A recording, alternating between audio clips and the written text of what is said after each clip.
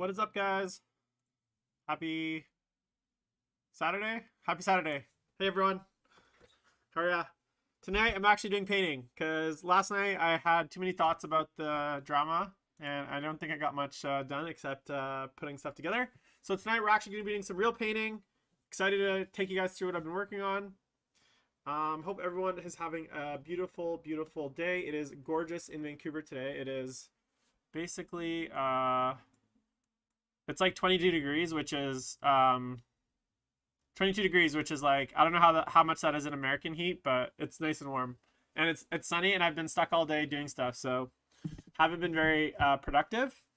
But what I'm going to work on today is a custom Kharn Betrayer.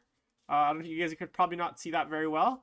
You will see it in a sec, because I'm just going to do the airbrushing. I'm going to start with the airbrushing, but I'm working on a custom Kharn Betrayer.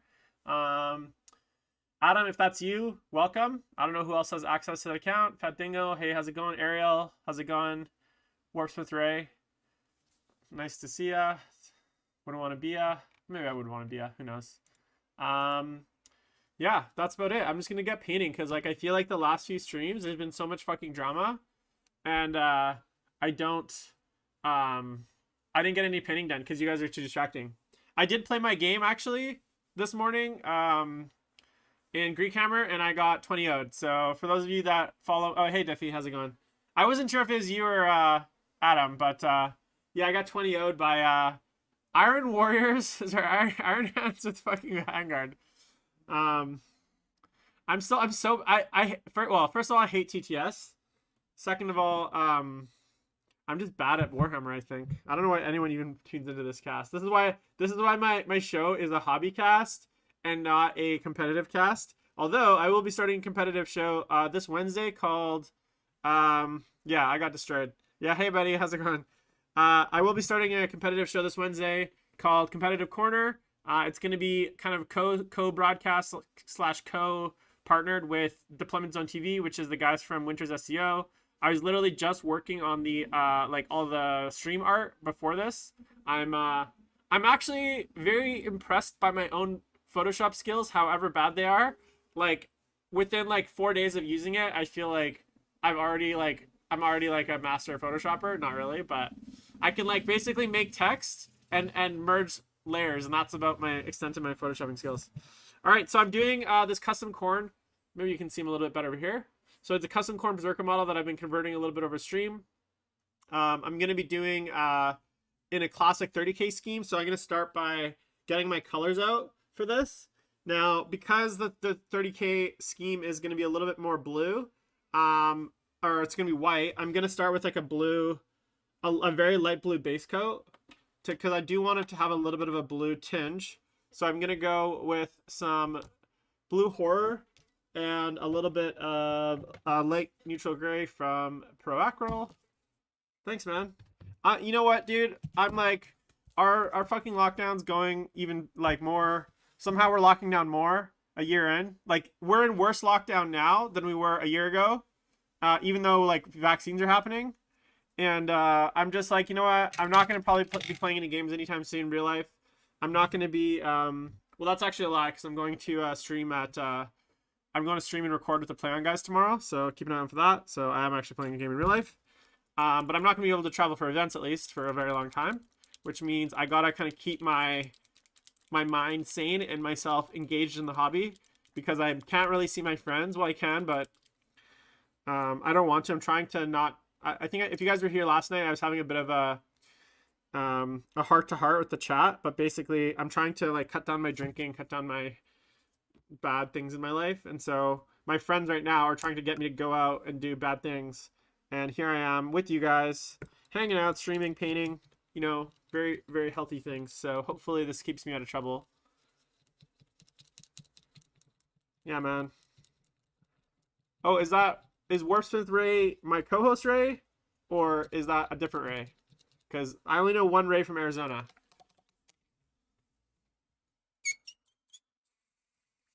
Oh yeah, check this out. So I got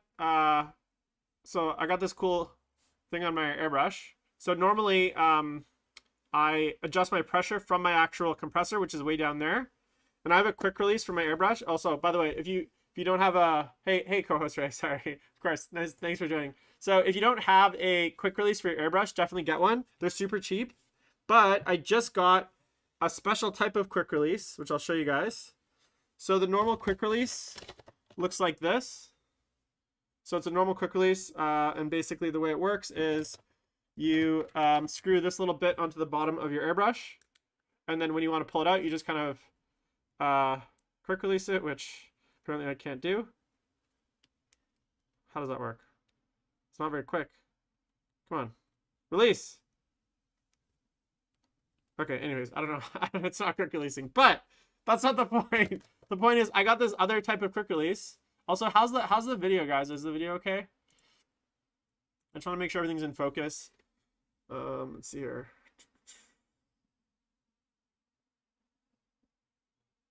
Okay, so I got this new type of quick release here, with a pressure gauge built straight into the top. So now, yeah, it's not so quick release. So now, assuming that, so this quick release, so I plug it in here. Oh, that's why. Okay, so this one does quick release.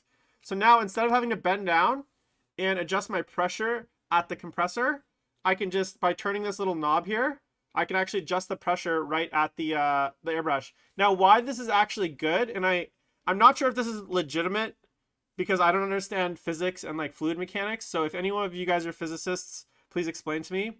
But I was told that it's better to have the pressure adjusted closer to the source of air than it is to have it done at the bottom, because that means the air is actually high pressure. So I'm running this at about like 30 psi, which is way, way higher than I normally run it. Like I normally airbrush between like, I'd say between 5 and 18 psi. So I'm running it at much higher psi, all the way to the hose. And so when I do the adjustment for the pressure, apparently it is a little bit, it's like better quality, I guess. Or it's not better quality, but because the air is much closer to the source, it's like more consistent, if that makes sense. I don't know if that makes sense. Anyways, so let's get into this. Hopefully the yeah, I'm not, as I said, I'm not a physicist or a fluid dynamicist. Is that even a thing? So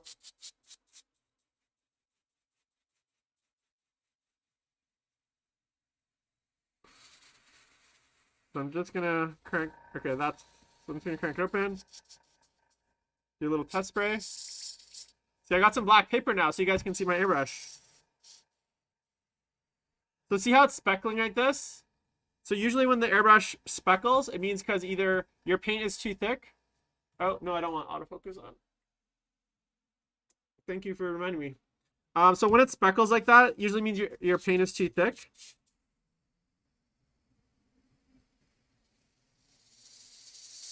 Or you don't have enough air pressure. So in this case, it's probably, I'm just going to give it another little mix. Oops, spilled paint everywhere. Great, Jim. Remember, and if you guys want some airbrushing tips, check out my airbrushing video that I have on the YouTubes. It's like one of the first videos that I made, but I kind of talk about this is actually gray, but oh, I did all my paints, but check out my first video on thinning airbrush paints. But basically, you want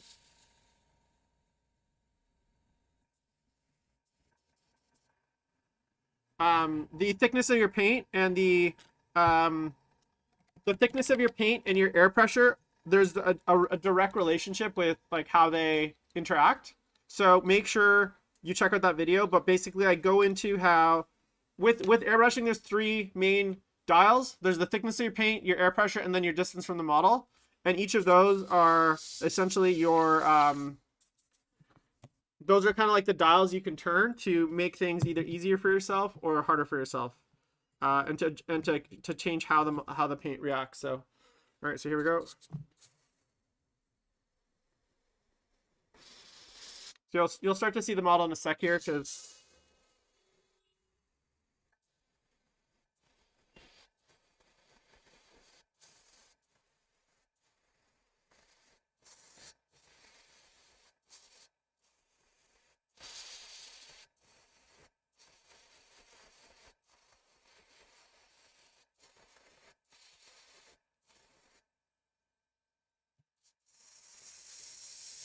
What are you guys up to? You guys painting anything?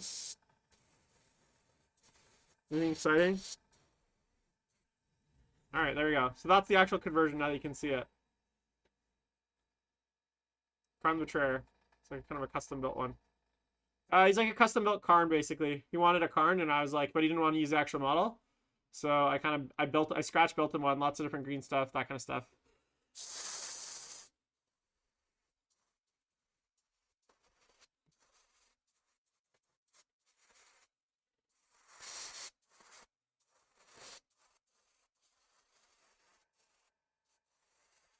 I'm just going back over it for a second layer. All right. And I also like to use my airbrush to dry the paint sometimes. Like, I'm just doing it off camera, so it's not on my Avex. Nice, nice, nice. I wish I could show you guys right now. I'm going to record at, I know I keep talking about it, but I'm super excited. Before I do my episode at PlayOn, I'm doing an army showcase. And so last night I started packing up all my army. So I'm bringing all the chaos that I own. And I filled 3 to totally full. Like I have no more room. Battle Foam Pack Airs. And I filled 3 Battle Foam Pack 720s. And then 1 Battle Foam Pack Air, which is even bigger than the 720. And on top of that, I have 1 other cardboard box, 2 other cardboard boxes, and 2 full trays of models. So I'm probably talking about like, I don't know, maybe 1,000 models. I don't even know how many models it is. It's fucked. But so I'm going extra early tomorrow. I'm gonna set it all up. There isn't a noise gate. I was having some issues with it earlier, so I just have a noise suppression on.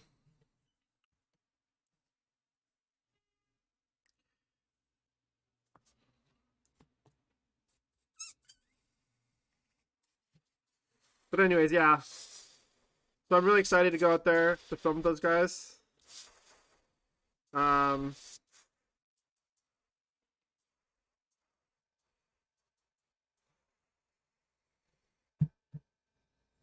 yeah, my music. Thanks, man. I forgot about that. Hey, you don't have to yell, alright, man?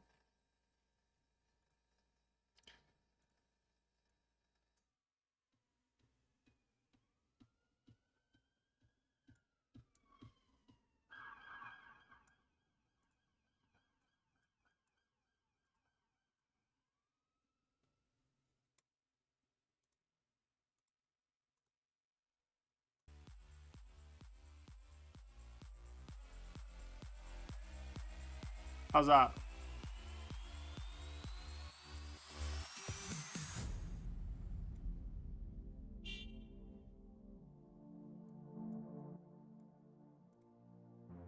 What the? My music just stopped.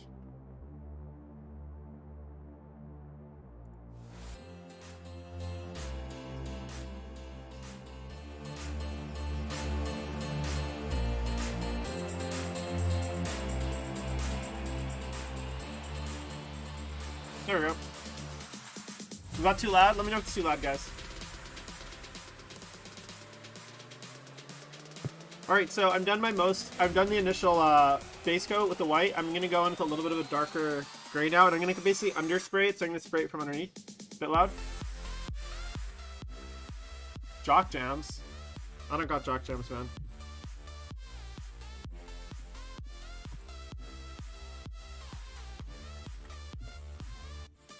What are jock jams?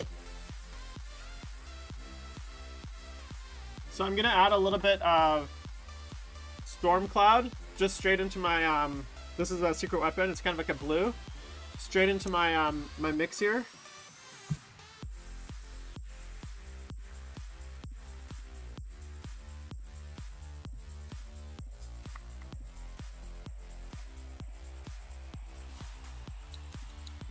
Didn't really do much.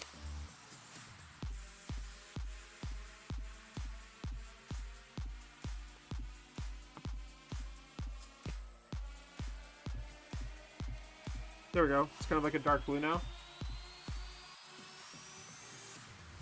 Okay, and then I'm basically gonna... I'm just gonna underspray this like this with the dark color.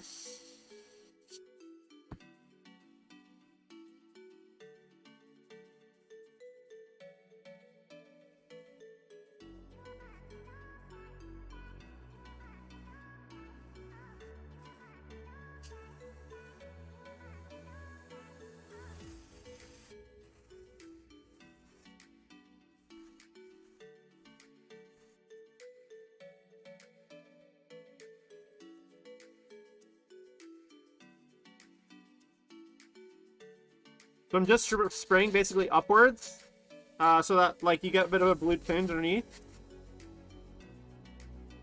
kind of underneath the model. It's almost like an undershade. And that's it. That's all the airbrushing I'm going to do on this model, because the rest is going to be by brush. So a lot of people think, I mean, I could maybe go in with highlight color. So let me see, maybe I'll do that. So I've showed you guys on the video, this is my spit bucket for airbrush. Just take my airbrush like this. This is how fast I do it. So I take it, it's got a little soapy water in there. Just gonna rinse it out in my bucket. A little water. This is the soapy water. Get all the stuck paint. Get my squeezy. Spray in there. Give it a little gangster gumbo, as Kenny would say. Pour it out. Another little spray.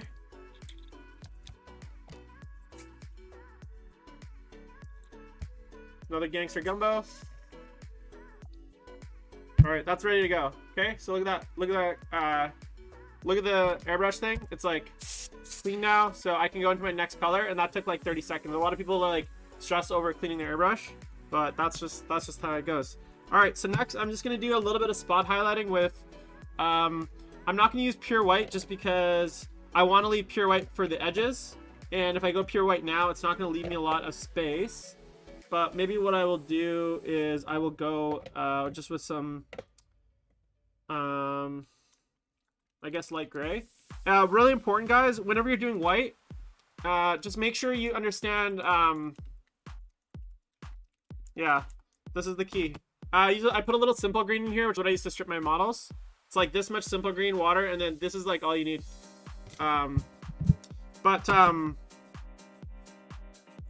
Whenever you're highlighting white, make sure you figure out what kind of white you want. So I'm doing a more cool white with like blue and gray, but I could, because I think it fits better with the, no, this is just like cold tap water. Warm obviously works a little bit better, but you definitely don't need it. It's like the same bucket I put my nasty airbrush. Like this is the brush I used to actually mix my paints, goes in here too.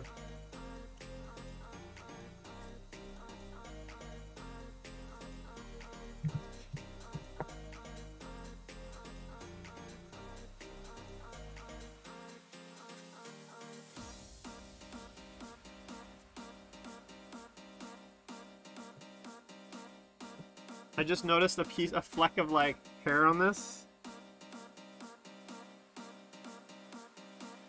Oh, that's painful. See that little thing that popped off? That little chip? There's like a fleck of like plastic there. Oh, it's painful, painful, painful.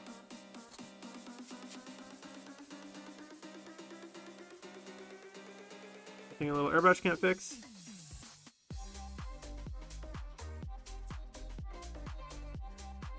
So now I'm just going, I'm kind of spot highlighting with the airbrush. The tops of the thighs.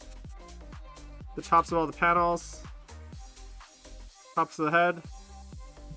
Okay, and that's basically all the airbrushing I'm going to do. Everything else can be brushed, so quick release off my brush, thank God, boom. Now this is at this point, at this point, Tom, usually I'll take the whole thing back to the washroom, but honestly, I don't usually disassemble my brush, unless it's like gnarly. I might like use the same brush like this like for 3 days without disassembling it, and it works fine. You just got to make sure to kind of clean it out fully in your little slop bucket.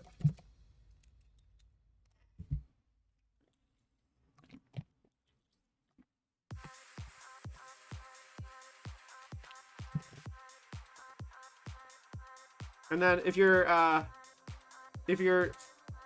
extra risky, you can take a sip of it later if you're feeling it.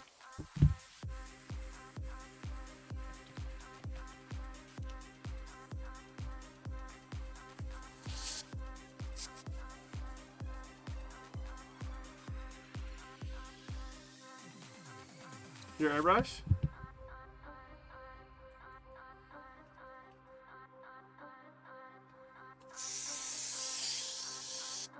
That sucks, man. Alright, so that's it for the airbrushing. Now the fun stuff starts. Get rid of my little paper. Okay, so boom.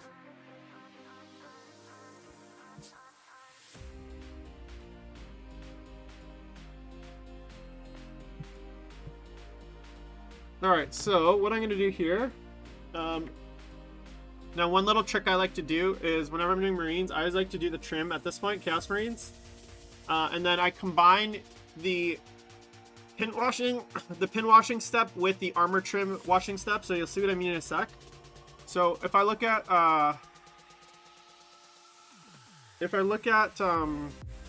thanks dude, thanks Liam.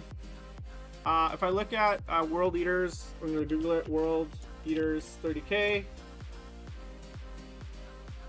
Looks like their shoulders are blue, but their trim is like a brass, I want to say.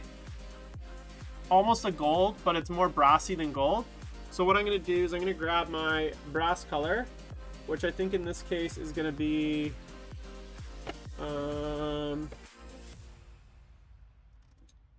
I might use... Oh, you know what I'm going to use?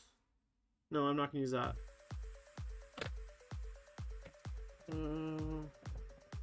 That's too much. That's too dark. I think I'm gonna use so I think I'm gonna use for this step, I'm gonna use this guy here.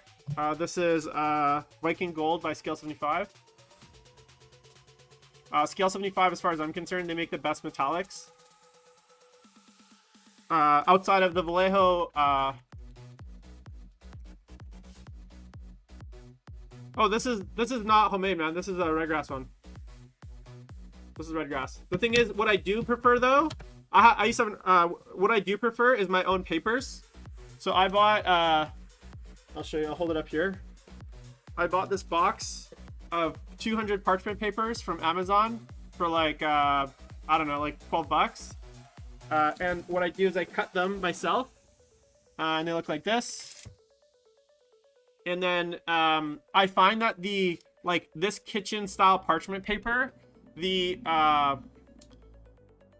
how porous it is a lot different than like I have. So this is like, for instance, this is like look at this is the paper that comes with the wet palettes, and this is the stuff. You can see just like how I hold it up to the light. This is a lot thinner, and so I find that these ones, the ones that it comes with actually dries out pretty easily, pretty quickly. I don't even use these. I use these to like sketch on and to like wipe up messes and to airbrush on. They're garbage as far as I'm concerned. So if you do get a wet palette, I still use like sometimes use the ones that come with it, but I almost always use my own paper because I find it's a lot nicer, and it's a lot plus like the other thing too is like sometimes I just want to paint for a little bit, so I'll just use like a little piece rather than like a whole piece, right? Like I don't need to have like a huge piece. I just realized my top down front camera. Oh, that's gonna be top. No, that's gonna be front. My palette cam. It's super. The white balance is like super fucked.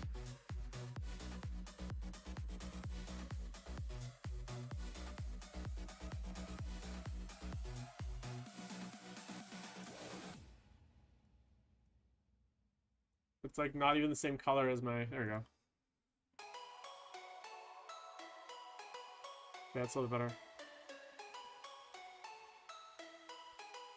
Does that make sense? What I just said? But yeah, the paper that it comes with sucks. I used to have a homemade one like way back when.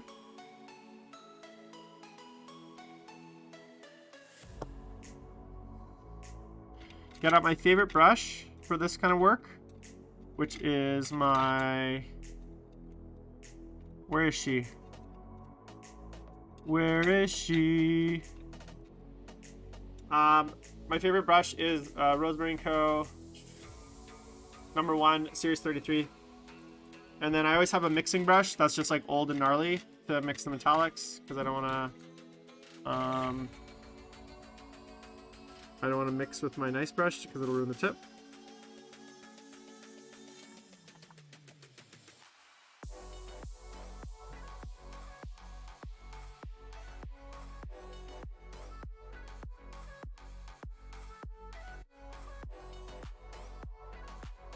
So I'm just gonna start at the tip. So whenever I do like trim my paint, a little bit of just plain water here from my squeeze bottle. This is why this is really useful too, because you can just put a little bit of water drops on your palette and just kind of use them to wet your brush.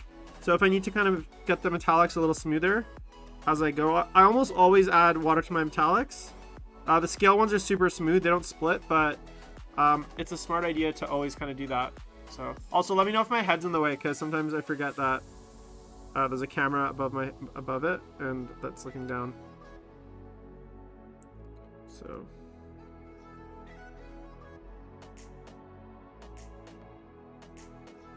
So basically what I'm going to do here is I'm going to do all the armor panels, or all the trim, which is probably going to be the most painful part of this whole model.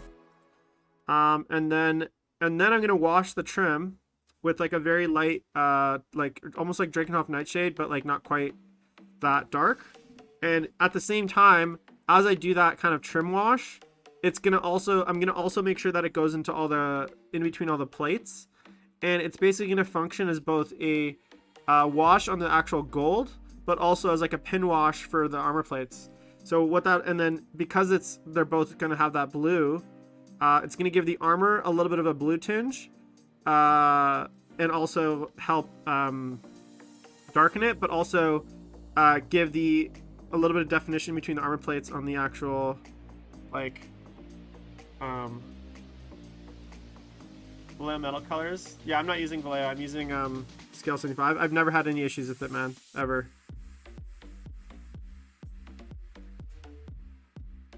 Although to be fair, I don't think I use a wet palette. Like, I don't use a wet palette, I don't think, the way that a lot of artists do. Like, I use a wet palette within a session, and almost every session I throw out my palette and I come back to it. And sometimes I might like get up for like 10-15 minutes, but like I don't try to like save paint for like 3 days, you know what I'm saying?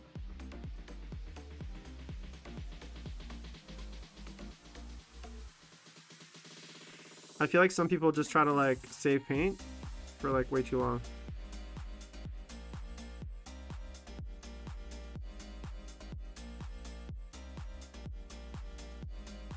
Oh, my head's in the way. Shit.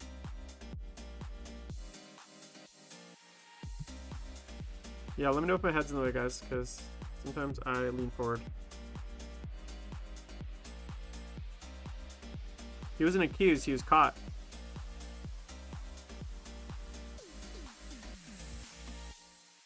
You want to know my thoughts on it? Watch last night's episode of... watch Thursday's episode of Best Overall Show, available on YouTube, Apple Podcasts, Twitch, Spotify, and Google. That's my answer. Probably not the answer you wanted, but... And also, if you want my thoughts, you can tune in on this Tuesday, coming up at 12 o'clock noon Pacific. Well, actually, Tuesday's not going to be about that, but at 12 o'clock Pacific this Tuesday, I'm doing an episode with Neil Kerr, who's the head judge of the WTC. And although it's actually funny because we had this show scheduled before all of this happened, so it's like super timely. But basically, one of the things we're going to talk about is if players are like, if a player, like say you get caught cheating, or you are a cheater essentially, like I don't know, Alex Harrison, Justin Lewis, many other people, TJ Lanigan now apparently add to the list, and obviously there's many more. Is like the whole discussion is gonna stem around like how you could rehabilitate yourself. Is there a way to actually even do that? How do you kind of get back in? How do you like redeem yourself, I guess, or even if that's possible? Because I usually, I don't want to tell you guys everything I'm going to talk about, but at the end of the day, I'm fairly progressive in my political views, and which means that I believe that I'd say like I'm a bit of a determinist when it comes to free will. So we have to show compassion for people that make mistakes, right? And we want to make sure that we help them get better and rehabilitate and improve so that they can't hurt other people. I'm just no different than someone that went to jail. So I try to have compassion for people that do dumb shit like that. And obviously within reason, right? And so the episode's going to really talk about, is there a path? Is there a way? Like, if TJ, if you were in TJ's shoes right now, his whole season is finished, right? I don't think he's gonna show his face for a long time. Like, I know he's allowed to play in events, but I'd imagine he's not gonna show his face for some time. So he's probably gonna let the heat cool off because he got a fucking avalanche. I have not. I've seen a lot of piling on in the competitive community. I've seen a lot of, yeah, I think that's extreme. People were giving him making death threats, which I think is totally outrageous and fucked up. Yeah, like that kind of stuff is like too much. But I'd imagine he's probably gonna take it easy for the next little while. But I have to say, of all the years of being involved in this community, I don't know if because of the fact that it was so blatant, because it was on tape, because it was TJ, like, or because maybe we haven't had something like this happen in a little while. But I have to say, I haven't seen the competitive community or united in hatred and like pylon so strongly as I did with TJ. It's like, it was like almost like, it's like 2 years. It was like 2 years of buildup of people not being able to accuse each other of cheating, all kind of crashed down over TJ's head. That's kind of like how it feels, you know? I don't know what your guys' thoughts are, but it felt like, yeah, it was a lot.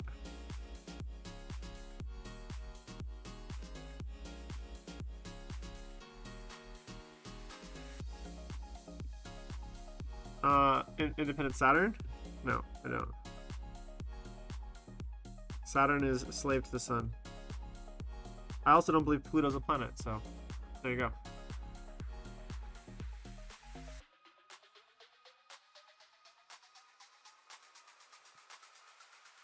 Yeah, I don't know what your guys. Yeah, people saying he's been banned from the ITC for life. I think they're mental. Now, if he, I think, yeah, and again, I don't want to talk about too much about it because I'm going to talk about it quite a bit on Tuesday with Neil. But like basically, I do think there needs to be a path for people to redeem themselves, especially if it's like I don't want to say this is the first time offense for TJ. This is the first time he's been caught, to be honest. But I would hope that there is a path for him, or for any other player for that matter, who makes a stupid decision to cheat or do something along the lines of what TJ did, or sketchy in that sense, to rehabilitate themselves. I think we need to have, and you know, obviously if there's repeated offenses with, then the punishment escalates, but you know, and maybe that eventually does lead to a banning for life, but I don't think he bans him for life. Hey, check this out. Yeah, come on in. My Amazon driver's here. I got a new camera. I hope you guys are enjoying the increased visuals of the top down, but I didn't get needed a different. I had to switch out my camera. I had a Canon M200 and it kept overheating. So I switched to Rebel SL3, and but my dummy battery I had to switch out too. So I had to order a new dummy battery. So it just arrived. Thank you, Amazon Prime. Ordered yesterday, here today. Jeff Bezos, you're welcome. Take my money.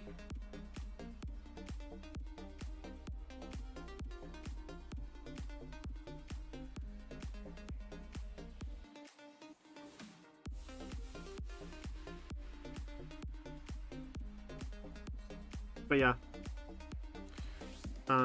Yeah, so anyways, that's my thoughts on it. I guess I don't want to talk too much more about it. I kind of feel like it's been discussed 1,000 times.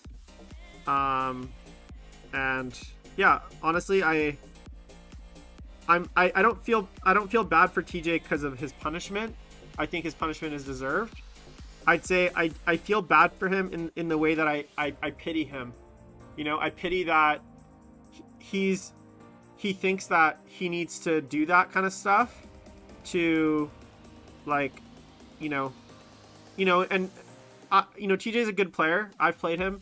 I've had contentious games with him, and I'm sad for him because he ruined his reputation forever. Hopefully not forever. I mean, hopefully, you know, as me and Neil discussed, there's a way. But for a very long time, he's thrown away all the hard work he's ever done. All the events that he's like put time and effort into are all gonna have people are gonna now be questioning, right? And he's gonna have to basically start from scratch. And so that's what I feel bad about. I don't feel bad that he got caught. I don't feel bad that he got punished. You know, people should be punished for their crimes. Well, gaming crimes, obviously, not real life crimes. So yeah, I'm not too worried about it, man, because think about it. You know, if the tournament scene was shrinking, Ariel, I feel ya, but all in all, like, despite all of the shit that's happened the last 3-4 years, the tournament scene is as big as it's ever been. So overall, more players are coming into the tournament scene than leaving or not going. And yeah, obviously you're always gonna have you have a story like this that causes people to leave, but I also, there's lots of stories I hear about, like, that turn me off from other areas of the hobby, right? So like it's not necessarily just like everyone is only going to go to tournaments and then they hear about these events and then all of a sudden the tournaments circuit is hurt. Like, I think in the end, it's such a rare occurrence that it's not really something that I'm too worried about, I guess.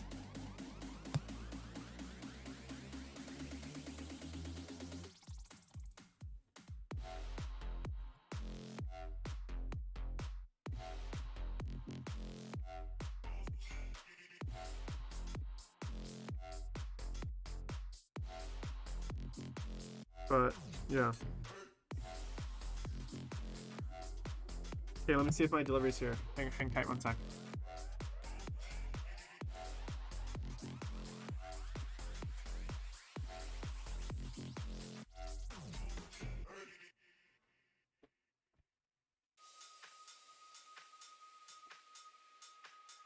Isn't it nice my front door's right there? Like, so convenient. Although Thursday night stream, I was like, this guy knocked on my door really loud and it like scared the shit out of me on the stream. So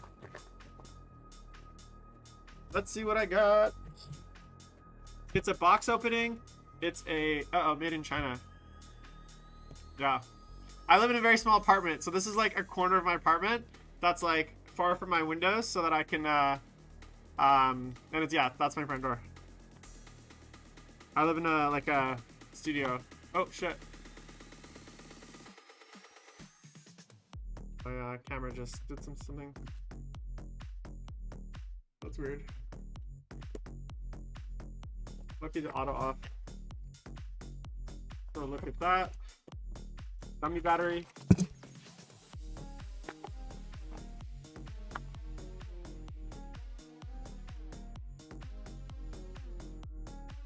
Okay.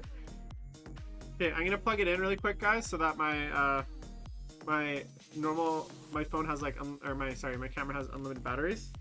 So we're gonna lose the signal for 1 sec, so just bear with me. Some instructions, which I'm not gonna read.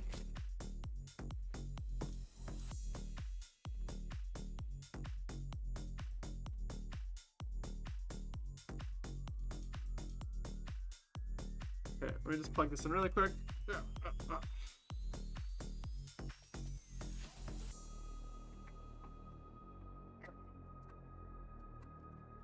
Come on.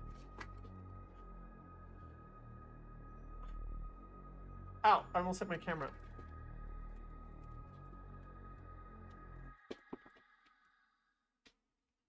Where is it?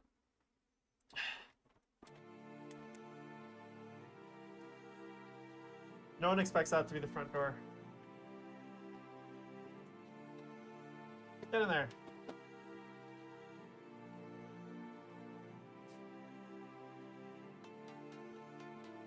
No, I see it. I feel it. Come on. Yeah.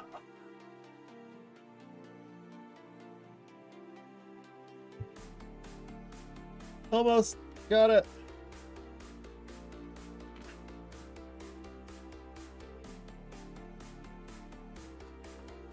Okay. I gotta go the other way. It's too fat.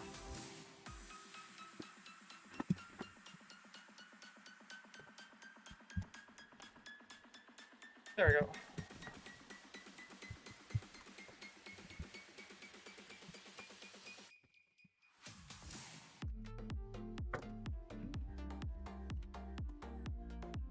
Okay, plug that in.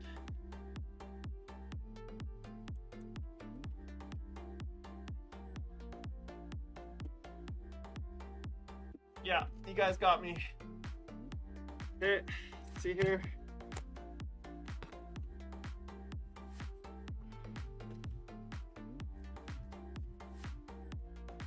Shit. Alright guys, this is live broadcast. Painting stream. I don't really care.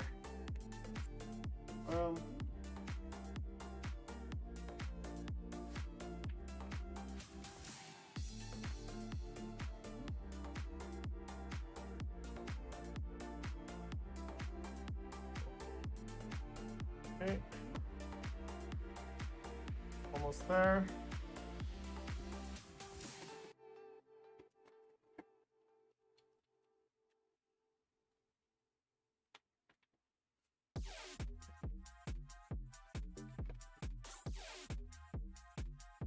Okay, plugged it in. All right, camera's gonna die for a sec.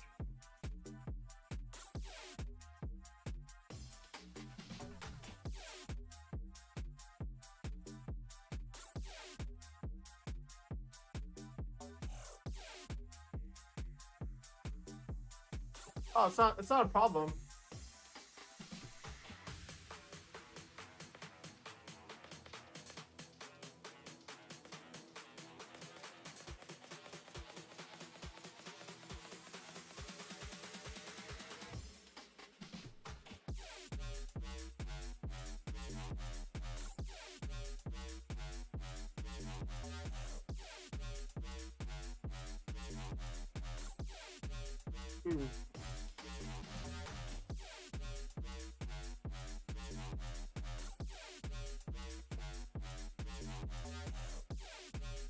No, I was just, I got a dummy battery for my camera, so I was just getting it set up.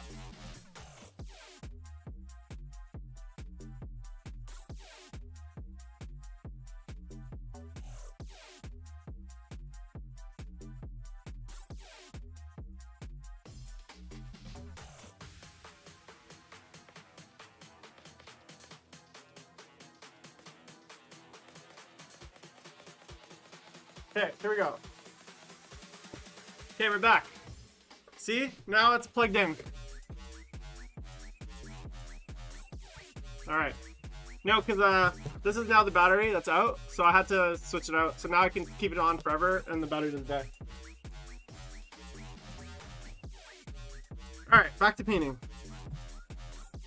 Sorry guys for the little interruption, but you know, trying to save the environment by not using all the electricity. Or lithium-ion batteries in the dumpsters, you know.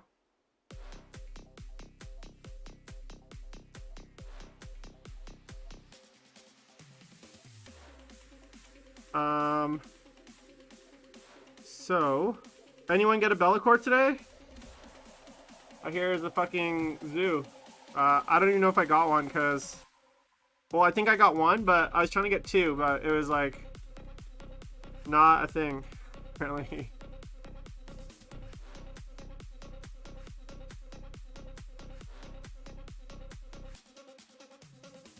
I ordered one for my LGS, and then another friend of mine might have one for me. So I will have a total of 2 Bellicores.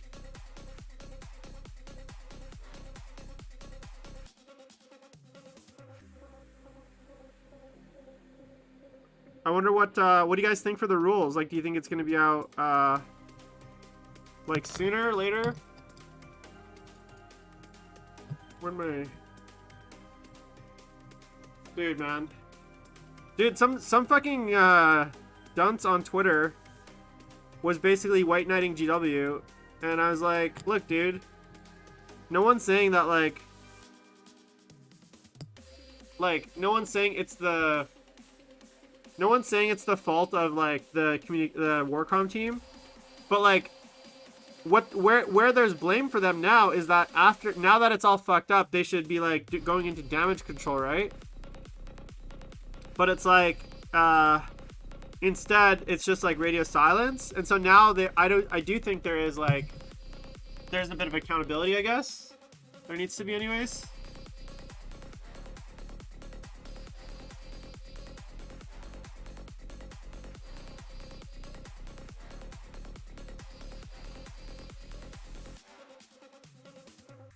What do I want to paint next?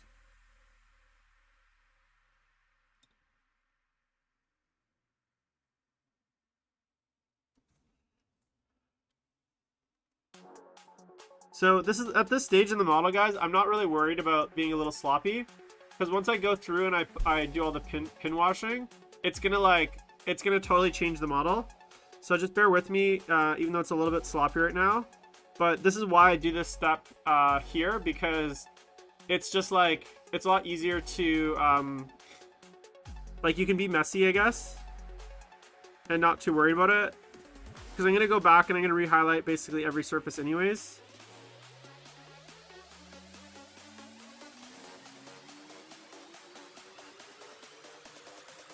Yeah, I don't know why they don't just look. No one's saying like don't, like, you can't make mistakes, right? Like, make your mistakes. Just fess up to it, and just say, hey, you know what? We screwed up. We got bad information, whatever. And then bigger picture, like, here's my thing. If you're a company, well, I'm still hopeful that we get some sort of like something from them that basically says, yo, we're gonna print some more now, made to order. But the problem I have is, yeah, they knew this was gonna happen with Indominus.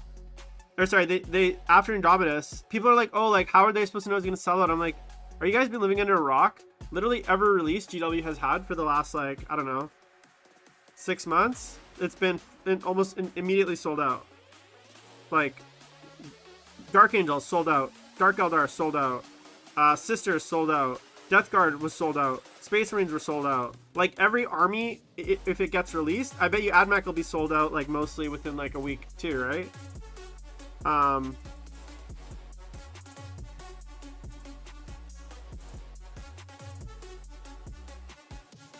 So I don't buy this thing where they're like, oh, they didn't know. How could they have known it was gonna sell it? I was like, well, unless you're living on a rock, like, literally, GW could release a fucking turd on a base and they'd probably sell it out. You know what I'm saying?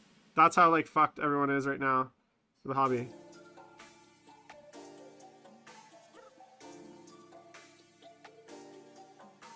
They haven't had a reaction. That's the problem.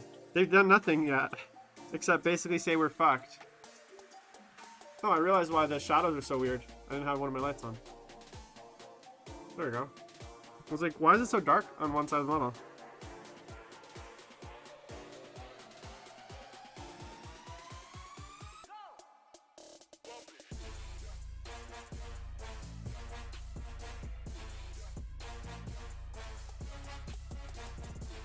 Yeah, man. Can't wait for... It'll be like Beast and Nurgle. Turn on a base with, like, you know the googly eyes you get? Like, you know those googly eyes you get from the craft store? Just a turd with two googly eyes, like, white glued on. It's basically that's the new meta. The turd googly meta.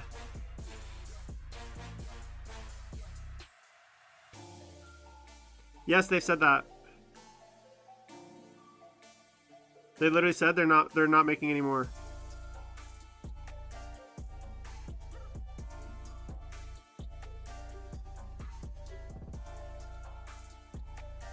Like, there's a tweet.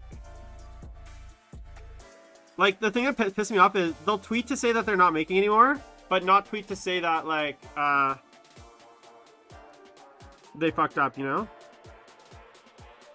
This paint in specific is scale 75, Viking Gold. Hey, buds. Guess what I'm working on?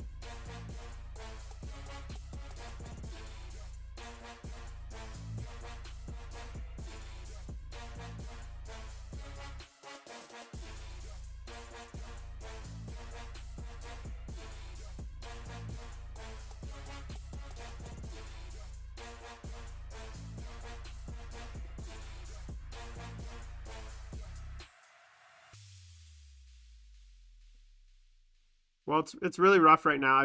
I'm just blocking in the trim and the white. I haven't really done much to it, but trust me, it'll come together. My models is weird. It's like they all look kind of rough, and then like in 3 stages they go from like looking rough to like, oh wow, like it looks so good. I'm just kind of base coating right now, so that's why it looks kind of rough. Especially chaos models, like sometimes I will paint a model, like one section and then finish, move on. But with chaos models, because there's so many, like, there's just so much going on, I'm always worried that I'm gonna like either miss something and then have to go back and like redo it, or like sometimes I can't even tell like what things are. So with chaos models, I generally like to base coat them completely, like almost each surface, just so as it's almost like it's a bit of a guide, and I can be lazy in that kind of not lazy, but like I can be quite fast in that base coat step. And then when I actually go do my shading, highlighting, all that stuff, it's basically like paint like by numbers, because chaos models are just so complicated, right?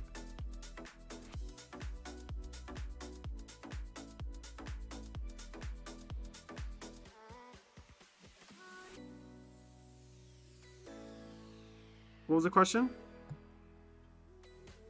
Is there a vehicle for Bellicor rolls in 40k? They mentioned that it's going to be in an upcoming 40k supplement. We're talking about it right now.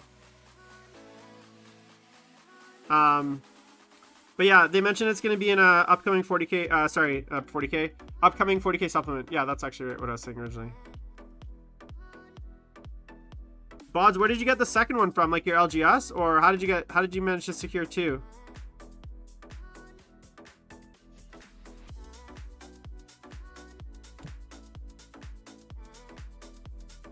Well, my when I talked to blah blah blah blah blah Magic Stronghold or whatever, they're like, I emailed them. They're like, we're only getting 2 of them, and so you're third on the list.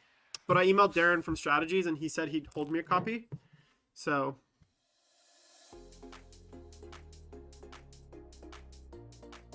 okay, so now what I'm gonna do is I'm gonna get a little storm cloud. This is secret weapon storm cloud. Storm cloud.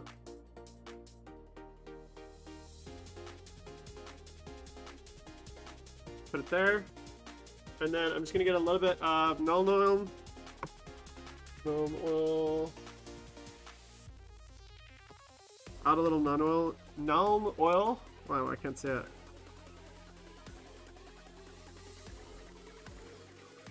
In there. Then I'm gonna get my super skinny brush. It's gonna be a number 0. Rosemarine cone number 0. Look how thin that is.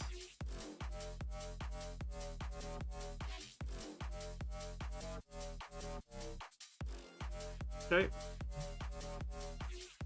Then I'm going to basically start pin washing into all the surfaces. And as I do this, I'm going to basically leave a little bit in between all the white.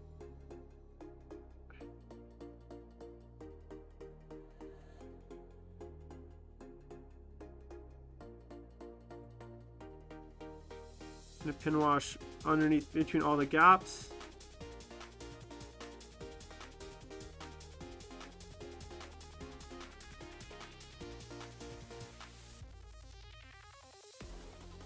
So that's going to be both a wash for the metal, but also it's going to help kind of blackline the armor here and leave nice definition along the seams.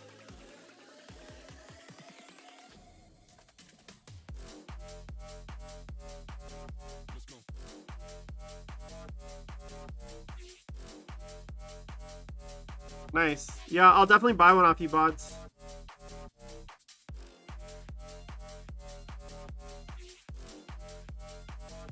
What paint brands have you not tried? Secret Weapon?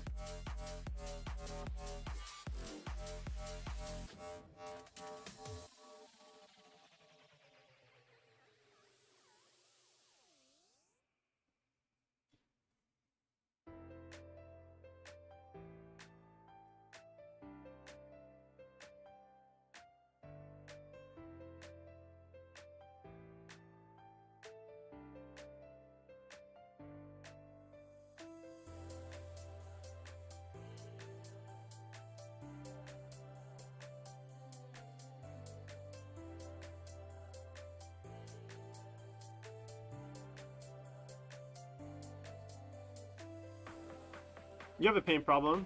Do you want to see my paint wall? Let's see if I can show you.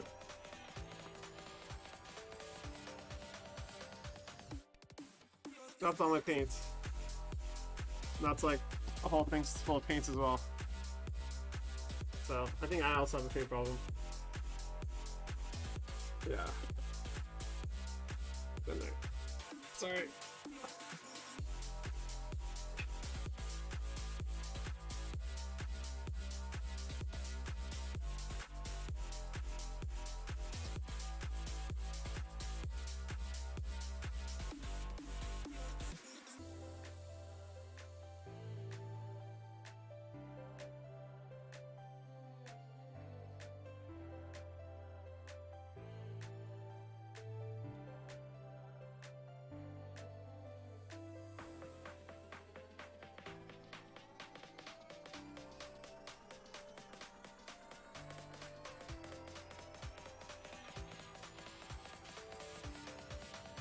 Yeah, I have like a whole set of Mega Painted of Army Painter stuff, and I like barely use it. I maybe use like 2 of the colors, just because I find that like it's not needed, you know.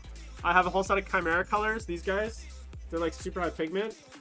These ones here, they're like a super high pigment color.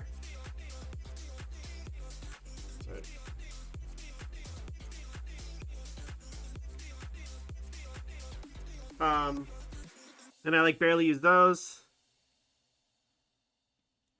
The problem is like, yeah, I don't even know what the problem is. I'm also addicted. I have a brush addiction, paint addiction.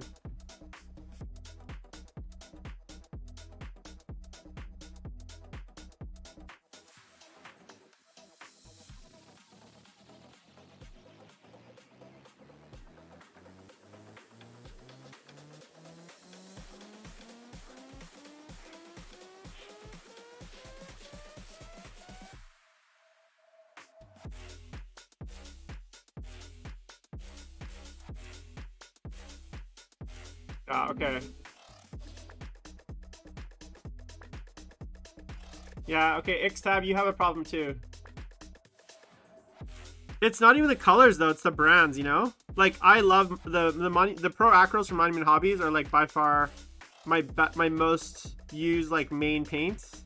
Obviously I like certain brands for like washes and stuff a little bit better, because Pro Acryl doesn't really make washes.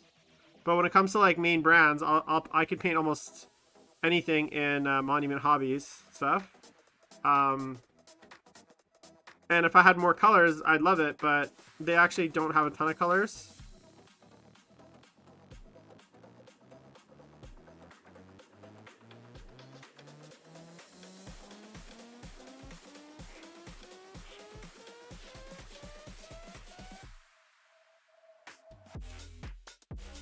It's not that I don't like the Army Painter, it's just like I don't need them because I have Games Workshop and I have Pro Acryl, and it's just it's never like, oh, I wish I had the shade, like, oh, thank God I have this Army Painter paint.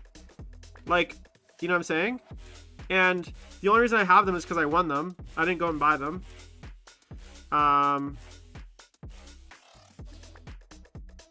So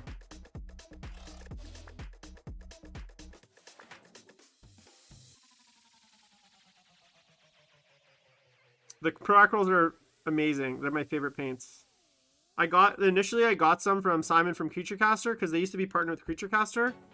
And they sent me like sets like way back before they're even like released in the public. So I've been using them for a very long time. And immediately when I started using them, I was like, these are now my new paints. Like they're so smooth, they dry super matte.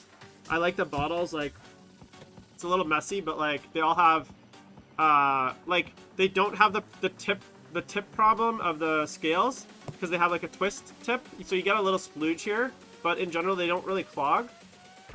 It's cheap, so like this is a 22 ml, which is a pretty big bottle, and this is a same size as like a GW. Like a GW is 12 ml, so like you're getting almost double the amount of paint as a GW for like almost less, like maybe like $1 more, and their colors are so smooth. They are nice and thin already. They're not. I've never had a chunky one. You know what I'm saying? It's like they're actually good paint, and not just like popular because they're made from GW. It's crazy what happens. how that happens.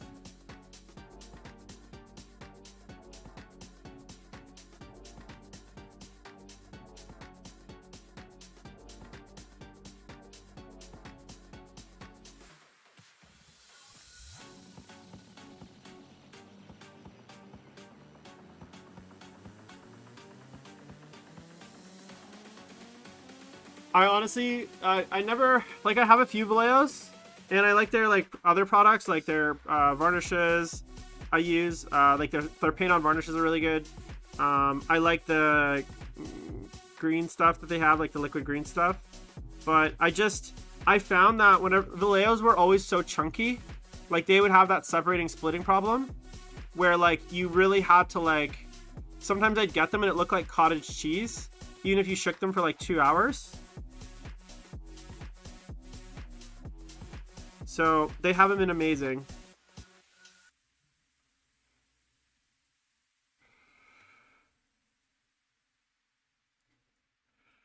I don't know if you've ever had cottage cheese Vallejo. What's up, Dirk Chan? I don't know who that is, but hey, man. How's it going? Derek Chan? Dirk Chan? Dirka Chan? What's up, dude?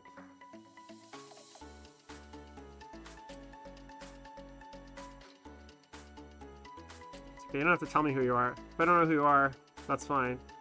But some people say what up, like I know them, and then I just want to make sure that if I do actually know you, that you tell me who you are. So I'm like, oh, okay. Or you could not tell me. I like the GW because it's just got good colors. Like their range of their colors, and I like that style of, like, I like their style in the sense that, like, I feel like it's the bright, high contrast, super saturated, like, not necessarily in pigment, but just in the shade. So even though, like, they might be a little thin, like, they have the most, like, pinks and purples and very bright, poppy, heavy metal style colors, and I like that.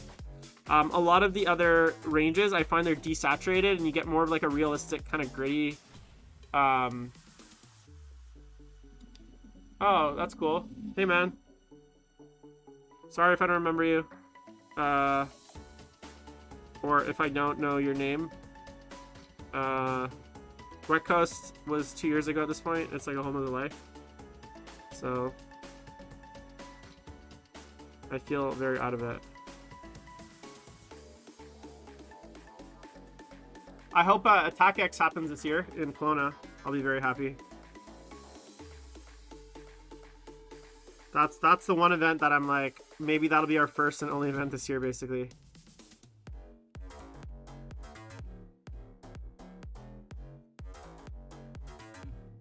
I think the TOs, I talked to Dan Miner, and he seems to think that it's like they're planning to run it, like they're kind of all systems go right now. Obviously, given the fact that, like, Ontario just went into, like, super lockdown, and we're not exactly that far behind them as far as, like, the drama here. I could imagine a scenario where, like, we don't end up, we kind of go into deeper lockdown too, but hopefully not.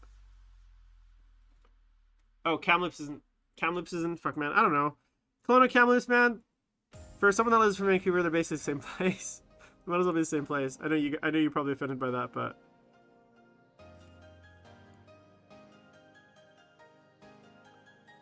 how the fuck are we supposed to know which one's which? No?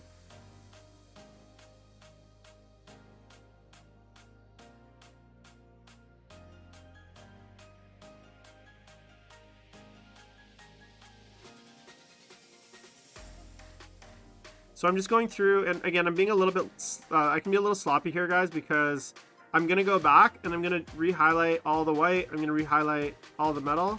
So what I'm trying to do here is just mainly get all the gold and basically pin wash in between all the surfaces of the white armor, adding shadow in between different various parts, joints, that kind of stuff, just help add definition. So you can see I'm just kind of going in here.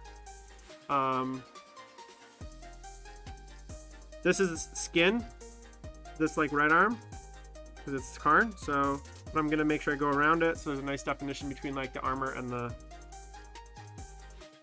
rest of the stuff. Let's see what else.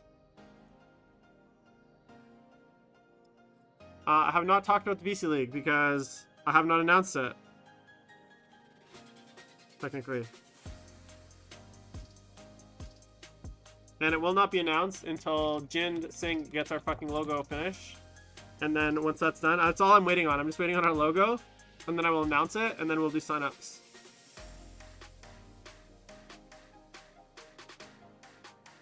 So if you want it announced sooner, you can get mad at Jin.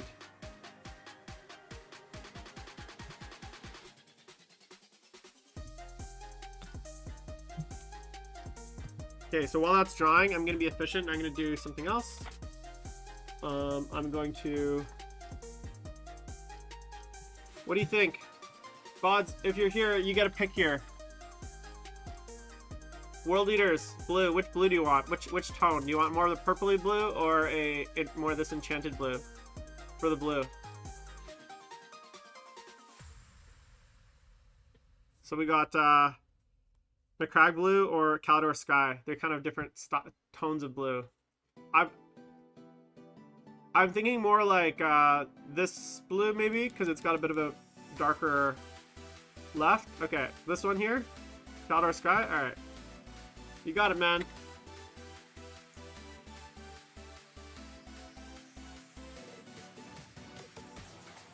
Both? Well, I don't need to do both.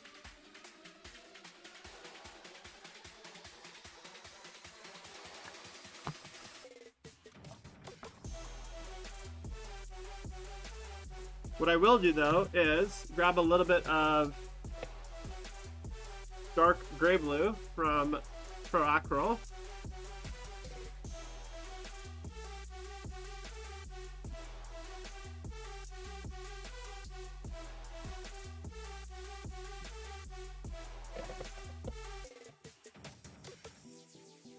For my base coat color.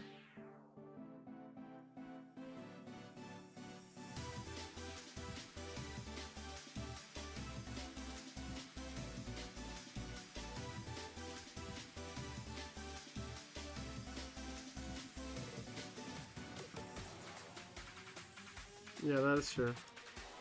Yeah, but I mean, you never know, right? Maybe you just really don't like one of those blues.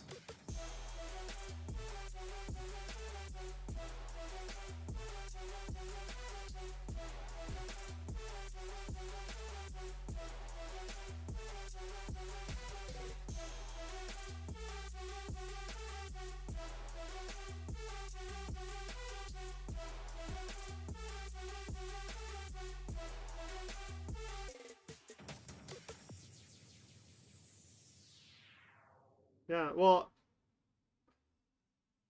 I want the midtone to be this color, so I added a little bit of this to have a bit of a darker kind of starting point in the shadows, and then that way I can build up from there, because this is what my midtone is, right?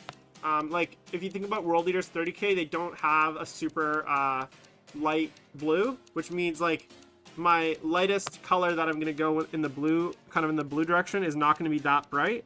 So I want to make sure I have lots of contrast, which means my base coat and my shadow color should be quite dark.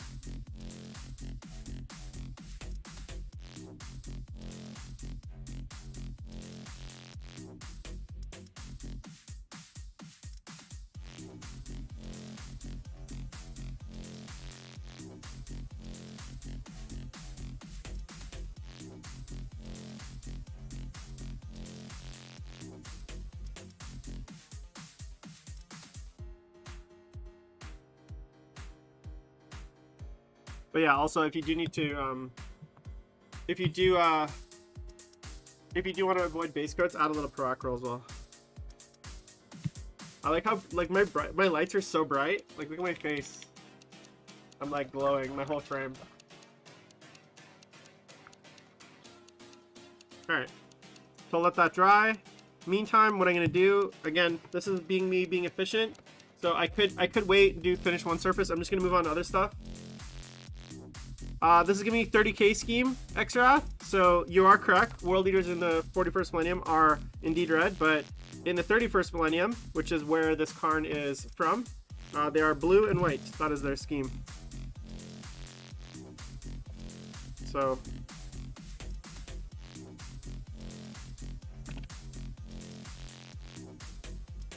This is the problem with these squeeze bottles.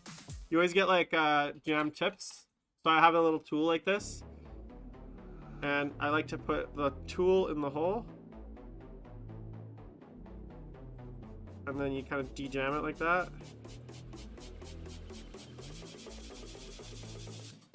That's how you do it on a Friday night or Saturday night.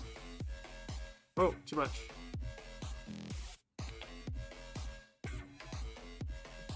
Add a little water.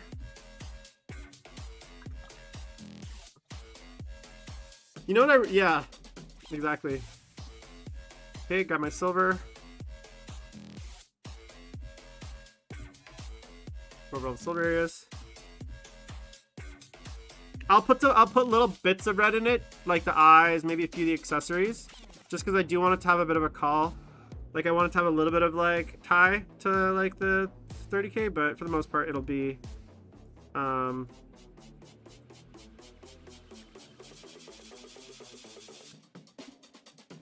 So the nice thing about doing this in this kind of like rough step, where I'm like now doing the silver, like none of these areas are done, but I can be like really sloppy here. And if I get say for instance a little bit on the gold, which I did, it doesn't matter because I'm going to be going back over the gold anyways and highlighting. And so I can fix all my mistakes at that step.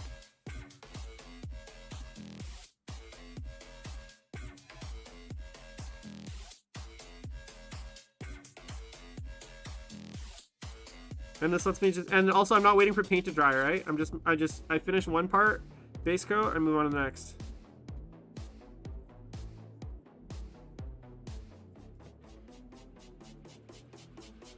And, yeah.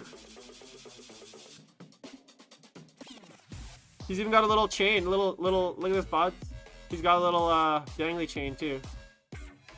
So you can dangle him.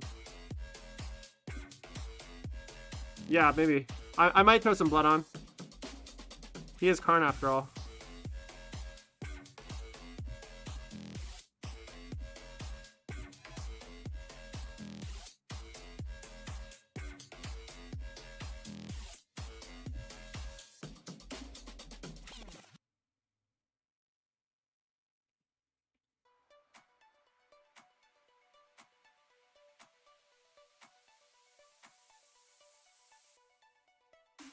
Yeah, well, I mean, red's the color of corn, man. Of course they turn red.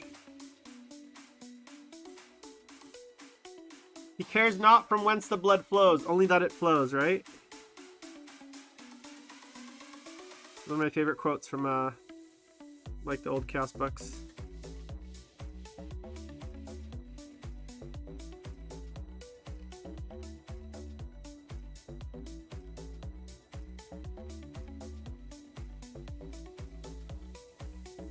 Yeah, Gorechild actually is Angron's Chain Axe.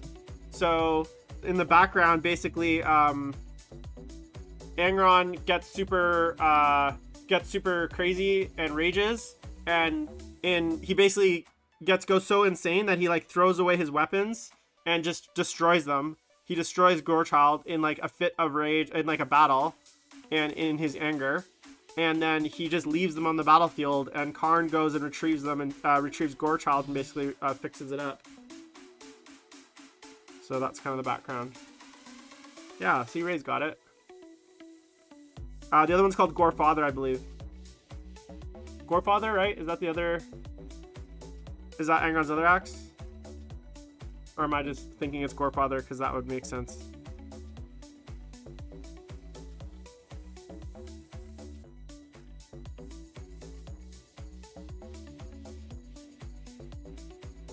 Yeah, it's still very rough, guys. I'm like just basically blocking in some. I'm just blocking in some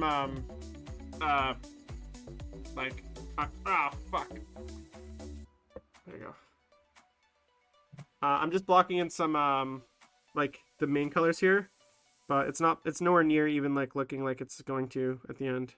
But at this stage, this just lets me kind of quickly do these kinds of like, especially the main areas. Like I'm not going to do this to everything. Like I'm not obviously going to go base coat every area. But just usually the colors I usually like to do is like armor, metallics, maybe any large skin areas, and then everything else I'll kind of do on an individual basis once I get a little bit farther through. But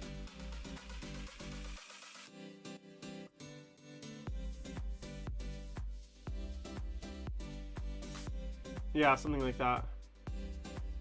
Yeah, there we go. JB, thanks for the backup there. It's been a while since I remembered which my 40k fluff there.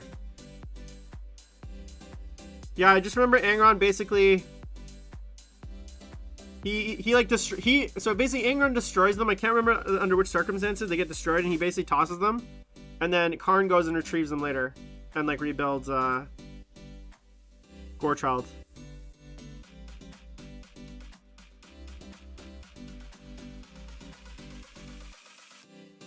Yeah, Betrayer is really good. Yeah, there we go. There we go. See, I'm right. I'm not that crazy.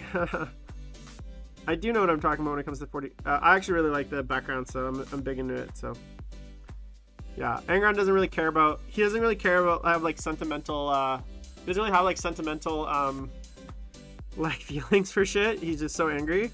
So he just if it's broken, he just fucking throws it away. Not to be fair though, Angron doesn't really need any weapons. He could probably do just as much damage with his bare hands. He'd probably think of the weapons as an encumbrance.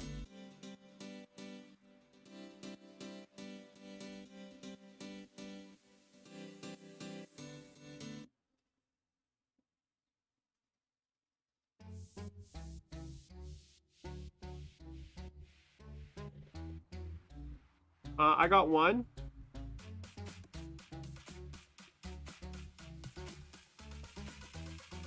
Yeah, dude. Man, if we get a fucking 30k Angron, please. Please, for all that is good in this world, give me a 30k Angron.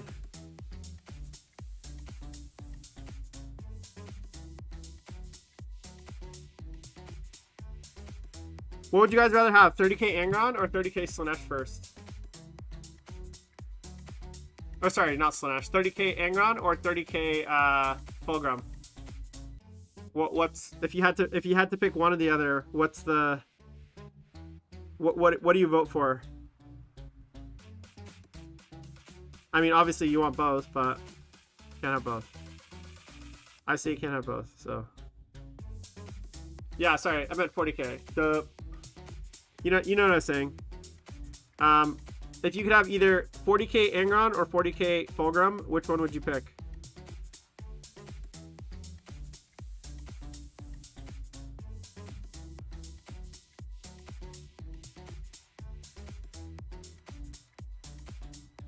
Angron. We got one for Angron. 2, 3. Wow, triple Fulgrim, guys, come on. I feel like I see way more Fulgrim conversions than Angron conversions, because I feel like Angron's just basically a Bloodthirster, whereas like Fulgrim is not like basically a keeper of secrets, right? He's like a fucking snake dude. He's like a snake, a 4-armed snake Goro demon chick man. You know what I'm saying?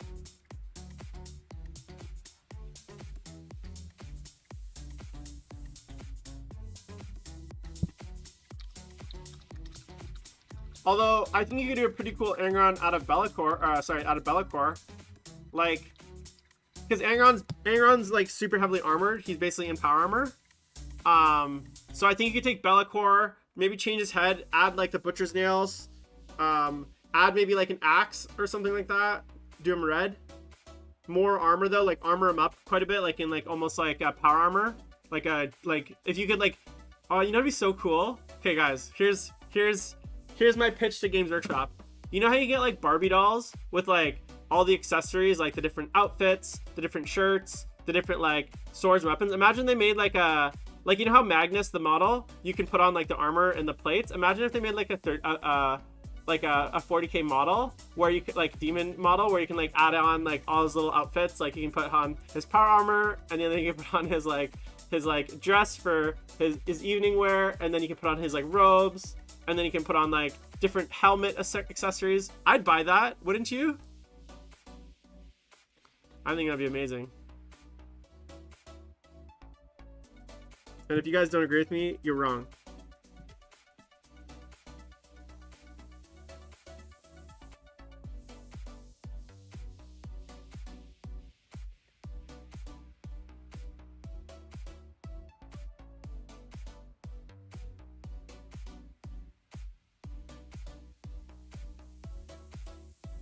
Yeah, but I don't want to tweak anything, man. I want the fucking model.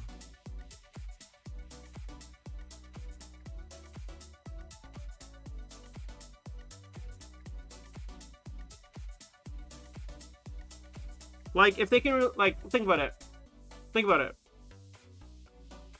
Well, don't even think about it. The amount of time they put in fucking sculpting Primaris Lieutenants, they could sculpt a fucking Angron, you know?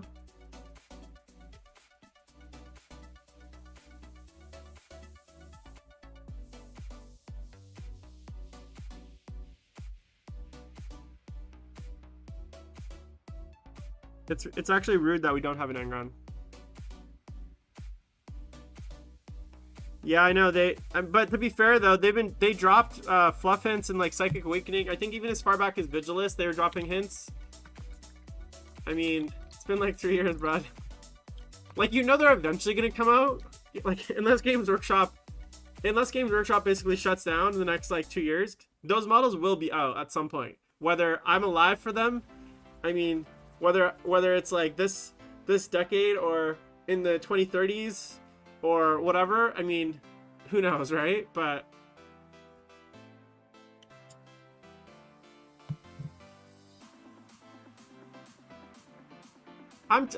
you know what? I'm fucking tired of Armageddon. How many fucking Armageddon, like, it's one planet in all of the fucking solar system. I'm so over Armageddon. No more Armageddon. I'm over it. Like, how many wars of Armageddon are they gonna have?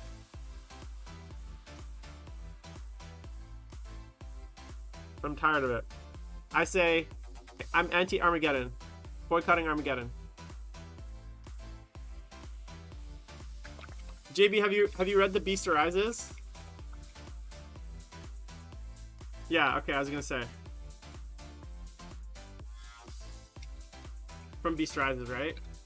Which also, like, I think that's really cool that it's actually Eleanor. But also, like,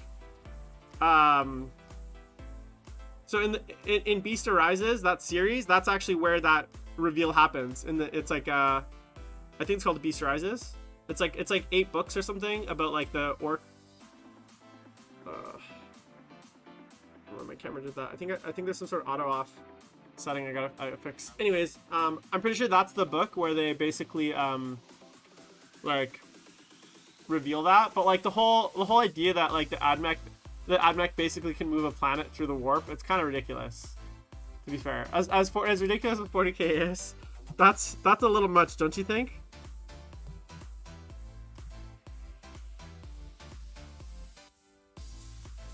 Yeah, but so in that series, if you read that series, that's actually where like that whole reveal is happens, is in Beast Rises. It's like one of the final like acts, I guess, or but basically, yeah, the AdMech basically, it's not just that it used to be called Ullanor, but the AdMech literally moved it to a different solar system using like weird technologies. So it's not like the planet of the sorcerers or something. See you, buds. Have a good one, man.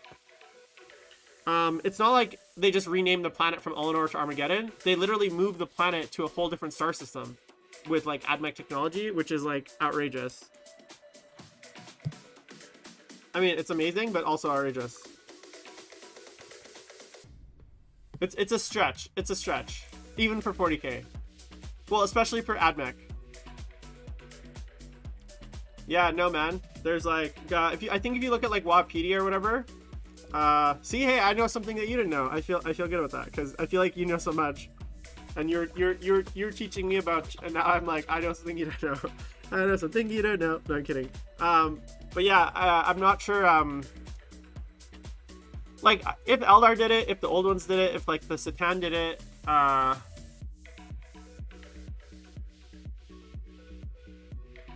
hey, keep. I don't know how to say your name.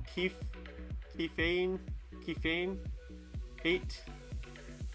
I don't know. What's the 8 letter stand for in like internet language? Like, you know how like a 3 is an E? What does an 8 stand for? Keep hating. Ah. See, I'm too old for that shit, man. I'm way too old for like like I it's like, you know, there's like license I read people's license plates, and like people have those like license plates like that, and I like stare at them for like 10 minutes, like trying to pronounce them and try to figure out what it's trying to say, and I never get it. All right. What's your question though, Keep? I'm just gonna call you Keep.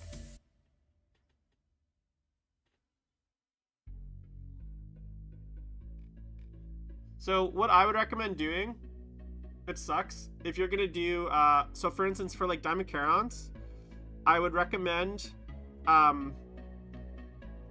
yeah, so if you're bringing really big models that are really fragile, well, first of all, I would always recommend you carry on your army. I'll grab it for you.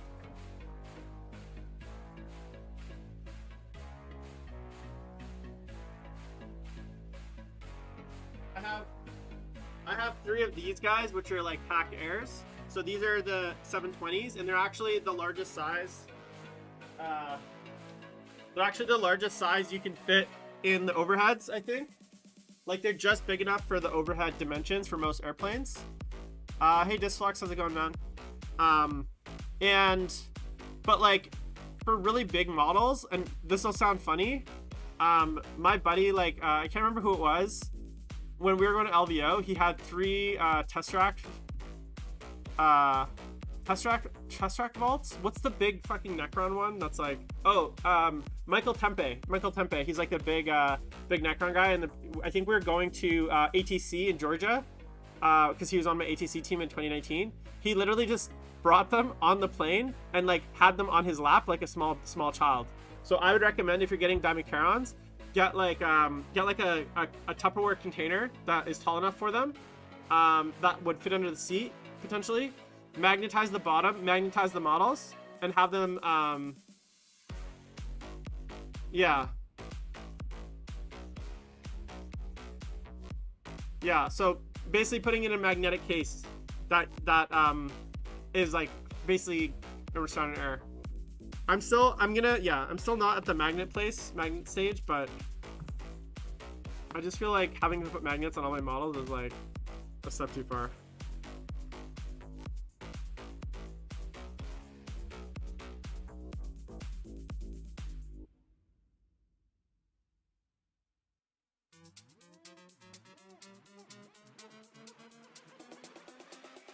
So I base coated all the metal basically. I'm gonna do this no wash on the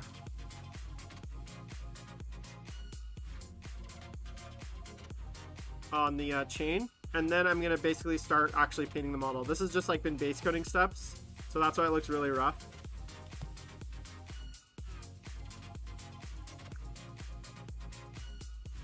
But I'm not like, I'm doing this super fast and trying to just be efficient.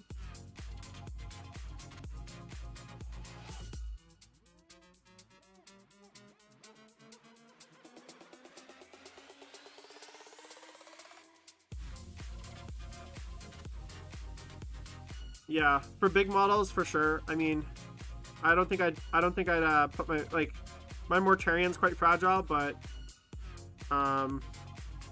shit. Paint's still wet. Damn it. I don't know what happens.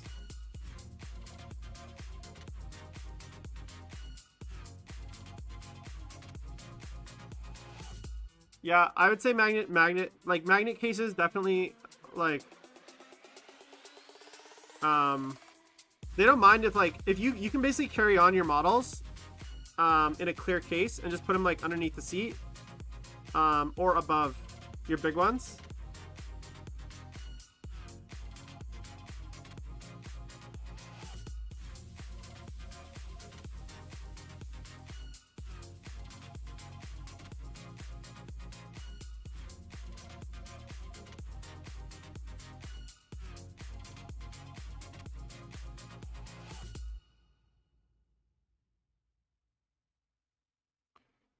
I just, you know what, I like the foam though, and I just have too many models now that I'm like committed to foam. It's crazy how expensive figure cases are, man. Like a full foam figure case, you're talking like 250 bucks Canadian. It's fucked.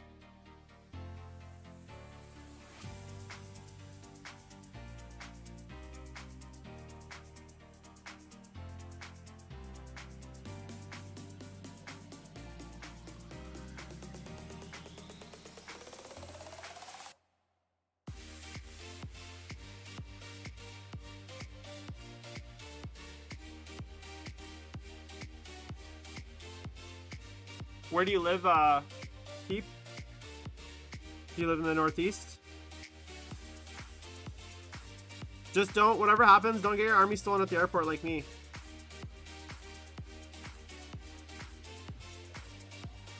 That's never a good way to start an event. Indy, okay.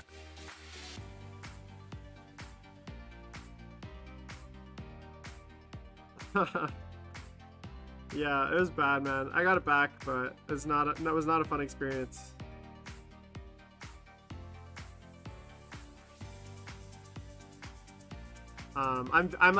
I'm even more paranoid now. I ended up getting it back, Tyrannosaurus, so, and I mean, it's a whole story that I don't need to go into, but long story short, my army case got stolen from me at Pearson Airport coming home from an event last year, or in 2019, and I did eventually get it back, but the like 2-3 weeks that I didn't have it was like incredibly scary.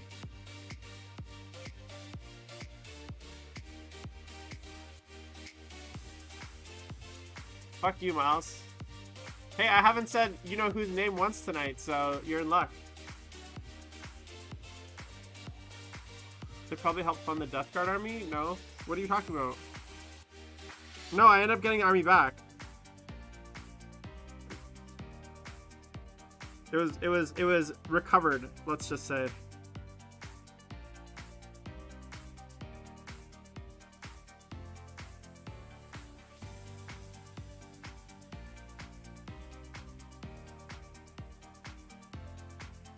Yeah, dude. JB, you don't understand, man.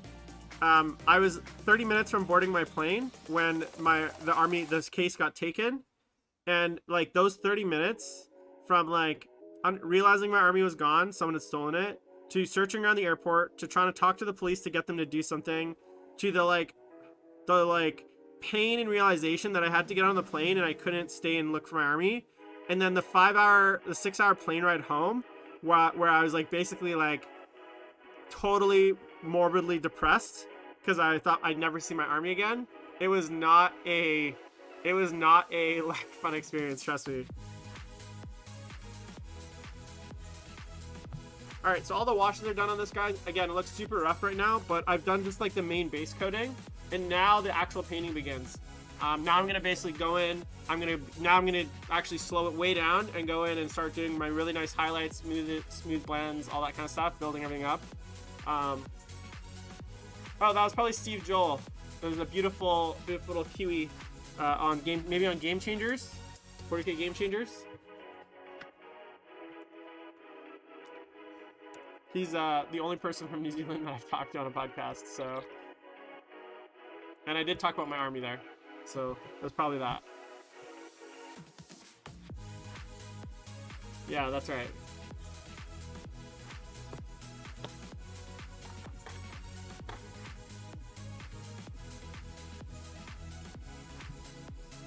That's true as well.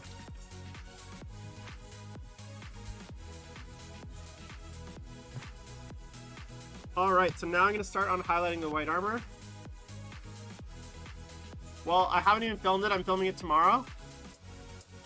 I have about 23,000 points. That's before upgrades. I actually tried to add it up in Battlescribe, and I loaded 5. So I loaded 1,000 Suns Death Guard, Demons, Chaos Space Marines, and Chaos Knight Unbound detachments into Battlescribe. And then I was like, oh, I'll just start adding models as I for each one. And literally, I put in all my Death Guard, which is I think around 8,000 points, and it started to slow down. So I couldn't add any more armies. I had to save Death Guard, do each army individually because it was just too many points, and Battlescribe was basically just trying to implode on my computer. But yeah, I'm actually filming tomorrow with them, JB. So I'll probably snap a few shots. I don't know if they'll let me spoil the whole reveal, but I'm sure I'll snap a few shots when everything's set up for myself. Maybe tease a little bit. I can't wait to beat the fuck out of Gary though. That's gonna be the best part about tomorrow.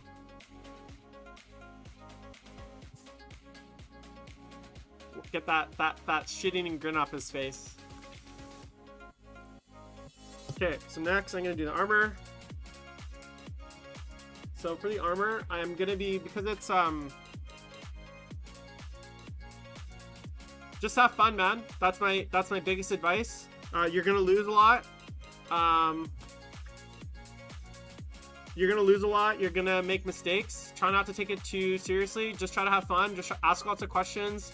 Just be there to learn, man. Trust me, my first 6 to 8 months of playing tournament 40K, I lost a lot.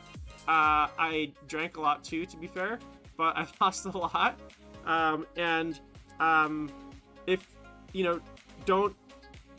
One thing that I'd always recommend doing for new players is after the game, talk to your opponent. Ask him like, hey, like, what kind of mistakes did I make? What are the things that I could have done better? Or like, what kind of things do you think that, like, you know, is there anything that you saw that I did that, like, you know, maybe maybe I shouldn't have done, right? So just ask each of your opponents, and honestly, most players are very happy to like talk you through that stuff after the game, right? Some will even tell you during the game, right? Not everyone, but I know I've never turned down a player who's been like, hey, what could I have done differently? What were the mistakes I made? What are the things that I need to be better at? And I'll almost always just take them through everything. Sometimes I'll even offer. I don't usually like to offer though, because some players just don't want that kind of advice. They'd rather just like, you know, go get drunk or sulk. They don't, or sometimes they just don't care. They're not looking to improve. They're not looking to like get better. So in those cases, I generally hold off offering my advice unless someone asks, unless I think they're super new. But most mid-level players, if I beat them, I'm not going to offer them advice unless they ask for it. Dude, I'm bad too. I've lost 3 games in a row. Well, to be fair, there've been TTS games, which doesn't make it any better. But and I'm also playing at like super high level WTC matches against like the English, so it's not exactly like a cakewalk. But still, it doesn't feel good. Trust me, to lose. But I even lost. I got 20 out today. It was embarrassing. Okay, so I'm gonna start on the armor now. The highlights. So you can see the model is just very rough. It's still quite blue. I want to start to get away from the blue a little bit and more of the white, but I still do have a bit of the blue in my palette. So I'm gonna grab most of my gray, a little bit of white, and then just a touch of the blue, so that it kind of helps tie it into the previous shade, I guess.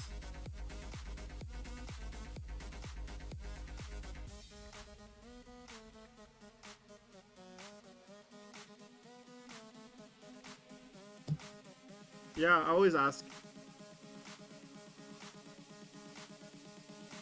So now I'm going, look how much little paint there is on my brush. This is like the careful step. Everything else up to here was just like base coating.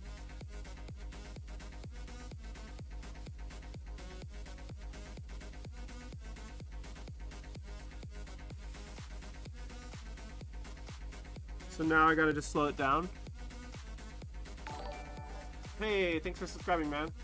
Yeah, make sure, guys, if you're on YouTube or if you're not on YouTube, go there and subscribe. And if you're not on Twitch, go there and subscribe. And if you're on Facebook, why the fuck are you on Facebook?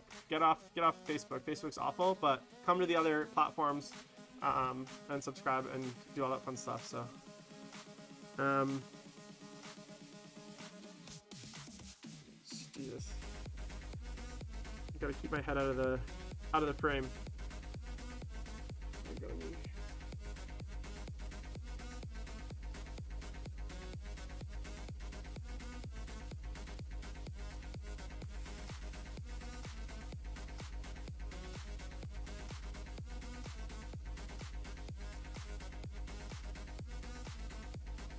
No, this is resin, this base. I found it in I have a box of resin bases that, like, you know when you go to events, sometimes you go to tournaments and like you get like a little gift pack with like resin bases. So I have this like box of like resin bases that like aren't part of like any army. They're just like ones that I've gotten over the years. Hey, Associate Bats Autobot, thanks for the follow, man. I appreciate it. So I just pulled it out of there. Hey, thanks for the subscription too. Yeah, I'm not edge highlighting right now. I'm just doing, I'm kind of just doing the I'm going back and I'm cleaning up all the white because it's got a lot of the spillover from the pin washing. So I'm going and I'm cleaning up all the white panels. This is kind of a time-consuming step.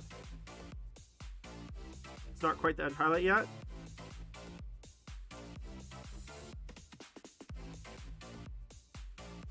So I'm just trying to kind of go back over all the white and clean up all the spillover from the like the wash and any other mistakes that were made.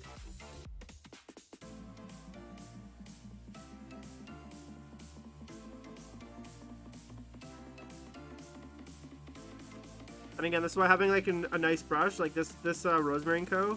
It stays so, the tip stays so nice, so I can really kind of get in. Like, look at that tip; it just stays nice and sharp.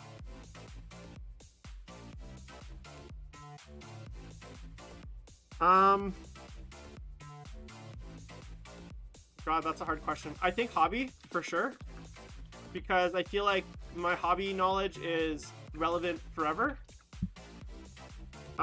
Whereas my competitive knowledge is not. It's like you have to stay on top of it, right? But I will also admit that like I don't think I'm necessarily the best of either. So like I feel like I wouldn't feel good about, like, I can give people advice, I can give people like guidance and like to the level that I play, but also to the level that I paint, right? And then I hobby. Like giving people sculpting advice, I could not do that, right? So I guess for me, it just really depends on like kind of what they want. So I don't mind giving people advice, and like giving my opinions, but I guess I don't feel like, you know, just admittedly, given how little 9th edition I've actually played, just due to the pandemic, I don't know if I'm not in a position, I feel, where I'm like, I'd be confident in talking competitively, but I could still teach you how to paint, and that doesn't matter what edition it is, doesn't matter what game it is, right? So in that sense, I do enjoy the hobby side, I guess. And I think I'm probably a little bit, yeah, I don't know if that makes sense. Does that answer your question?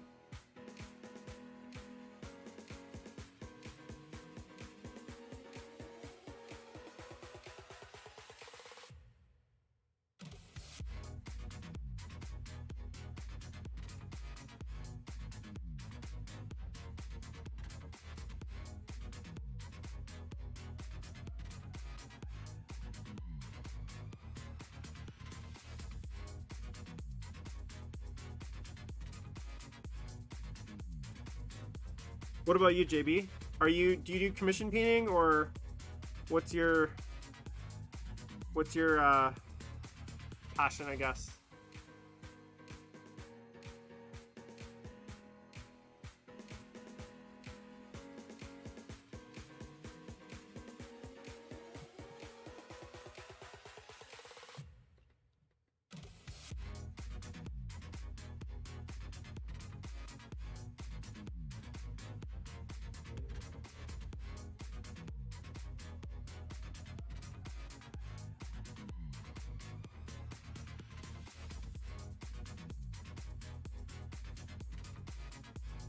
It's like a little bit of rough green stuff there. Yeah, dude. I'm only doing commissions, like, yeah, I don't know how I feel about commissions. I'm just trying to, like, all my streaming setup, like my $800 camera, my $200 mic, all the shit that I've bought for my streaming in the last 4 weeks has been funded entirely through my commission painting. So in a sense, it's like my hobbies paying for my hobbies, you know? So in that sense, that's kind of why I'm doing it, is like to get like better gear and like get better like hobby stuff. But I'm not doing it for like a job. Like if I at any point if I wanted to stop, I could, you know? It's not like I'm paying the bills with it.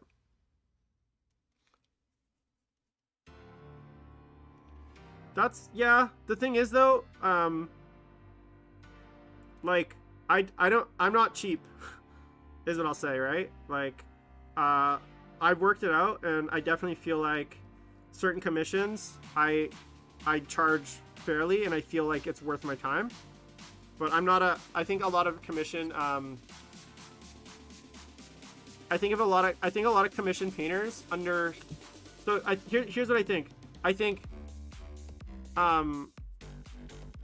like a lot of commission painters, I think undervalue their time, and the problem is because there's now more than ever though, I do think there's a much bigger market for commission painting. Like so many commission painters are busy right now that like sometimes the like my you guys had Bobby Clark on a few weeks ago. He's booking a year in advance, a year, right? So imagine wanting an army and having to wait a year for it. Like that's fucked.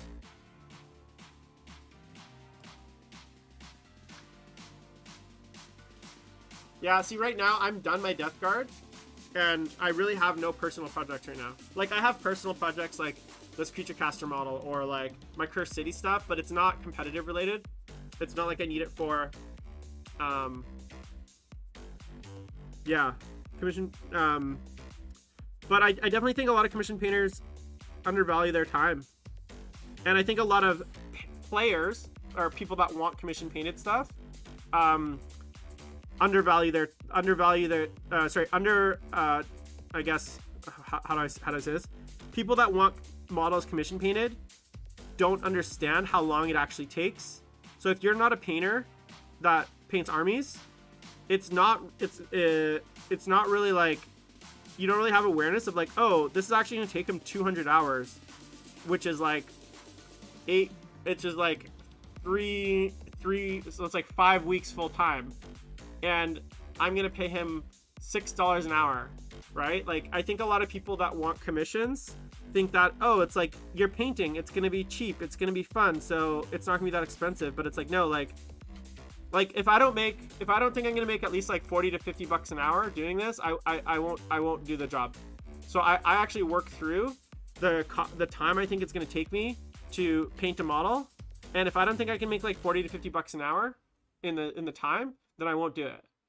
Right? Now sometimes I will if I'm dumb, like this Kharn, which has taken me way longer, but it's for a friend. I only took on this because it's for a buddy, not because you know what I'm saying.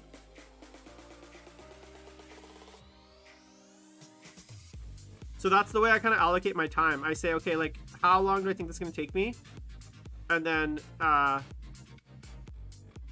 that's kind of like the goal, right? Is like around 30 to 40 bucks an hour.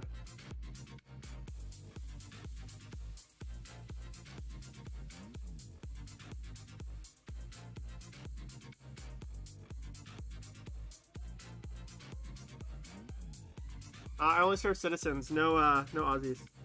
Man, our restaurants aren't open because fucking BC's indoor dining is closed right now in BC, so you can order a takeout if you want. So like to give you an example, I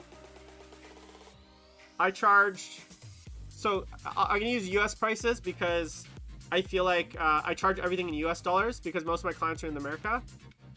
Oh no, we're building the patio, don't get me wrong. I just got the liquor license approval on Friday. So we have the patio approval, liquor license approval. It's getting built on the 26th of April. So we'll have a patio by the end of the following week. So don't you worry about that. Complete with a needle collection and guard dog. Trust me.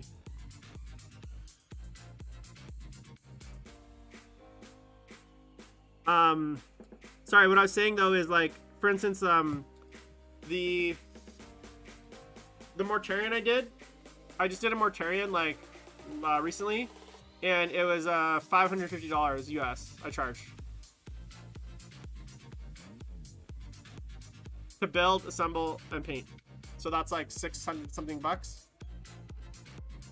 So I gave myself about 20 hours to paint it. 20 30 hours. That was kind of like what I estimated, and I think it was pretty close.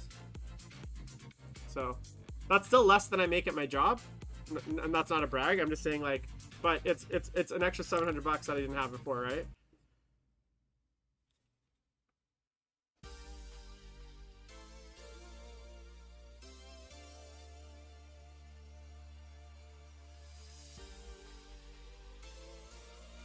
And then there's certain models, yeah, dude, I don't know who you are, sociopath Autobot, but that's definitely gonna happen.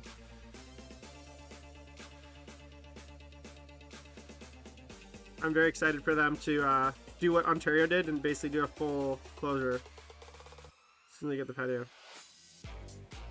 See, dude.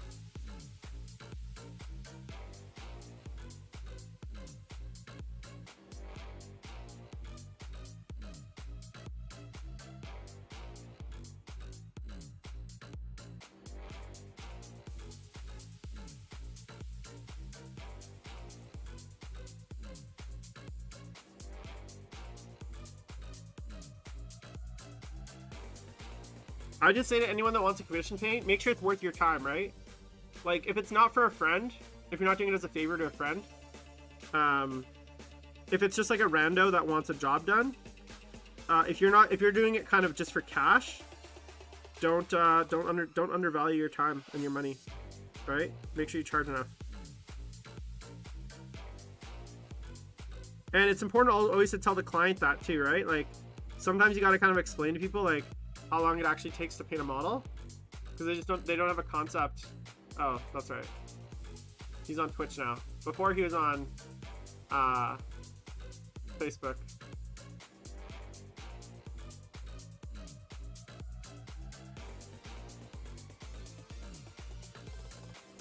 But yeah, like I've turned down a bunch of jobs already this year. I'm booking like, and I say booking lightly because I'm just not taking a lot of commissions because I don't want to. But if I was gonna book commissions, like if you wanted to do a commission right now, you're probably looking at 6 months. That's how much work I have to do. Or at least like maybe not 6 months, maybe till like August. August is when I could start. Like I think I can get my current slate but done by August. Yeah, dude, that's horrible. $500. Fuck that. Like for $500, I'd build it, prime it, dry brush it, and wash it. That's what $500 gets you. Maybe do the bases.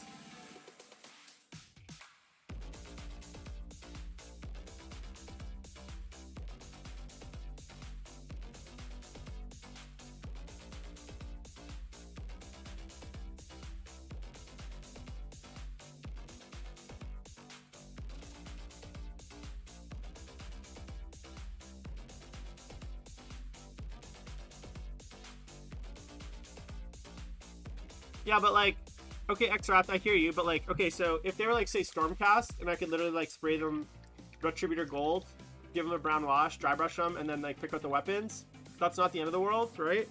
That's the reason I know a lot of commission painters quote per model. They're like, oh, like 5 models is $200. I don't do that. Every unit I quote individually based on time it might take. But on average, I'll quote like $35 for a single Space Marine in a unit. So that means like 10 Space Marines would be like $350 US. Like about, which is like not a small amount of money for 10 Space Marines. And Space Marines are fucking easy to paint. Right? So that's a complex Space Marine. I actually find vehicles and single models, even though they're maybe slightly bigger, they're a lot faster, right? Like I think I did the Archeon that I did an Archeon, Miles and Shane, you guys might have seen it. That Archeon I did, I think it took me 16 hours. And that was like, I quoted, I think around $450 US for that. So that's like, I don't know, $300, that's like, $650 Canadian. So we're talking, and guys, I'm not telling you this because I'm like trying to brag, but I just want people that are interested in commission painting to understand like how to price and like what your time's worth, right? So that's like $40 an hour basically. Yeah, it's really important that you like value your time and make sure you charge appropriately. Maybe I'll do a video on it, even though I'm not that important, not that like knowledgeable, I guess. Oh fuck, my head again. I gotta learn how to. Here, you know what I'll do? I'll go higher. Oh, too high. There we go. This is how I should be painting anyways, because I tend to do this, and it's bad for my back. So I really should be painting like this anyways. Let's see here.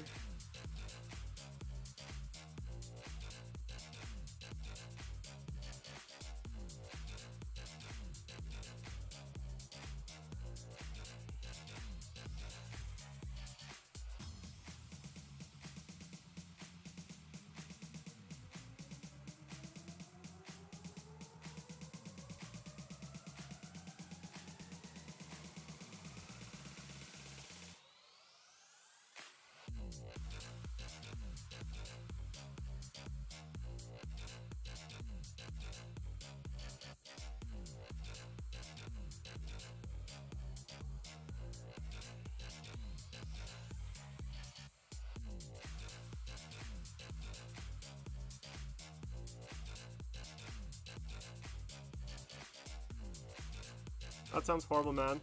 Those models too are ugly as fuck. Like, they're not nice models. They probably have like the ugliest, the worst mold lines, and like fucking just like so just hideous, just so clunky.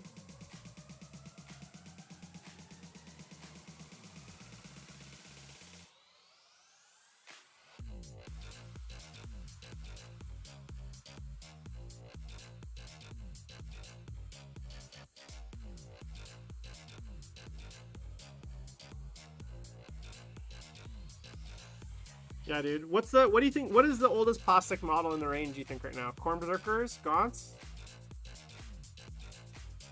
I know, like, obviously there's things like the Finecast, which is like the Eldar Aspect Warriors. Guardians are pretty fucking old. Eldar Guardians. What do you guys think the oldest, like... You think so? You think older than, I guess Berserkers aren't technically troops, but they're pretty fucking old for, like, a mainstay troop unit. I mean, there are troops technically in World Eaters, so I think technically you could say that they're troops.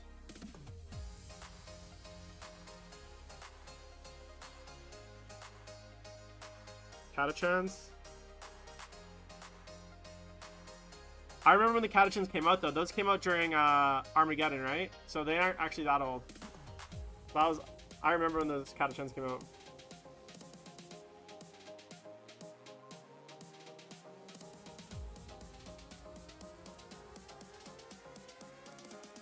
That was one of the first 40k things I ever bought, though. It was actually a box of those old Catachans. I think they came out around the Armageddon, right? The Catachans? Like when they did the Armageddon, was that for the Armageddon supplement or whatever?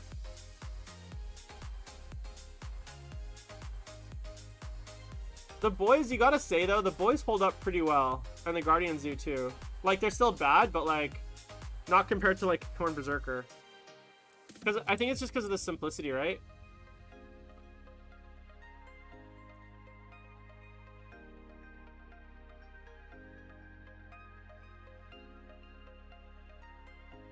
I don't know. More dynamic, bigger.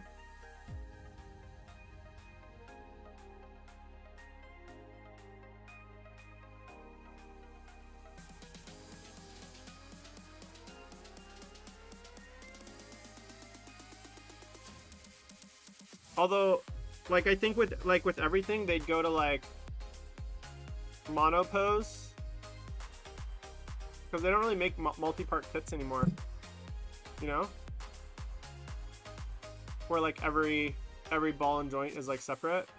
It's a shame.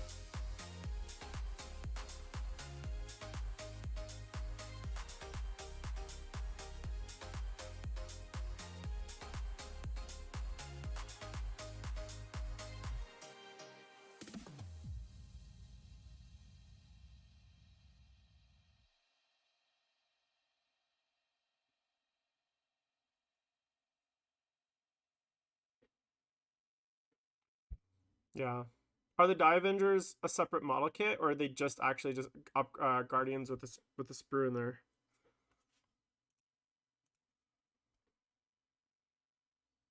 It's not quite clear.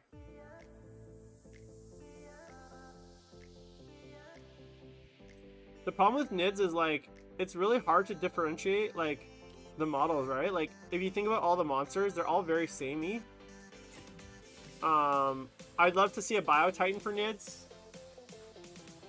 Like, because almost every army except like Dark Eldar now have like a big bad thing. I don't count the Tantalus, but like Tyranids, they don't really have like a, yeah, I don't really count that, man, because it's like Forge World jank, right? But like even like Tau have the Storm Surge, you got Plastic Gargants, you got Wraith Knights, you got Knights.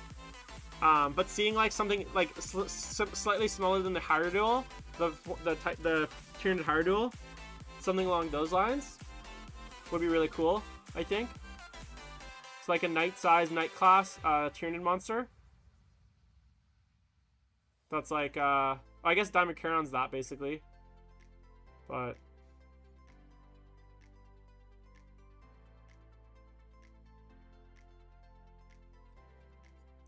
yeah, the Hierodule model is actually one of my favorite sculpts. I know people don't like it, but I love that thing. The Forge World Hierodule. I just love the like proportions, how it's like this huge bulbous like back, and then it's got like the super skinny tiny little like face. There's something I really like about that like aesthetic, I guess.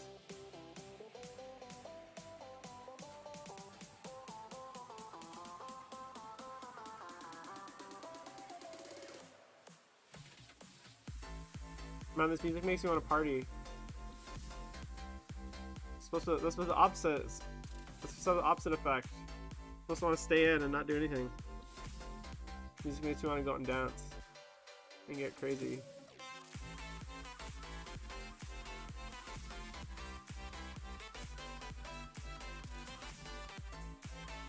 I know, man. I'm trying to be good. Look at this. I'm hanging out with you guys on my Saturday. I'm just painting. Chatting and painting.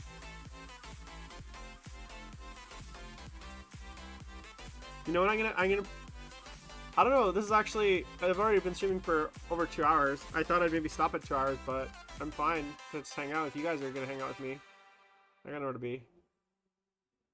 I'm thinking about pouring myself a glass of scotch. What do you guys think of that? Does that count as partying?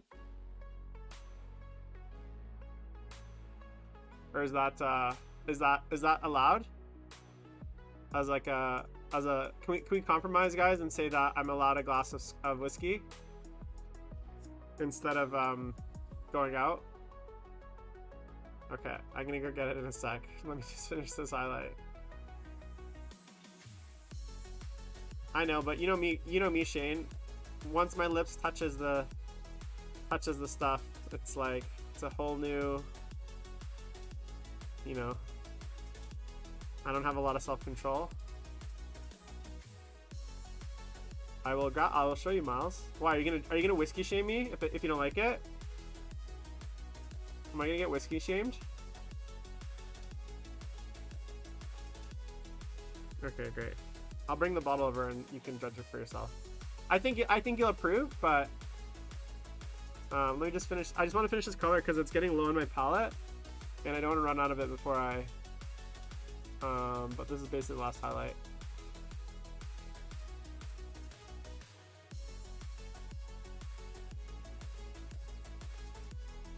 Would you guys be interested in seeing like actual painting videos, like tips and stuff? Is that something that, yeah, I mean, hey, he has a right to be, just like I'm a food snob.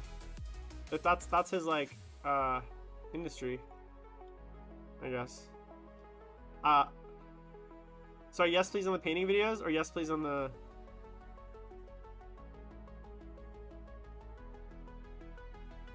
Okay, so there's that first stage of the highlighting, guys, on the white. I just went really cleaned up all the white. Okay, I'll do some for sure. Okay, I'll be right back. I'm gonna get that Scotch whiskey. Scotch whiskey? It's Irish, so it's not Scotch. It's whiskey though.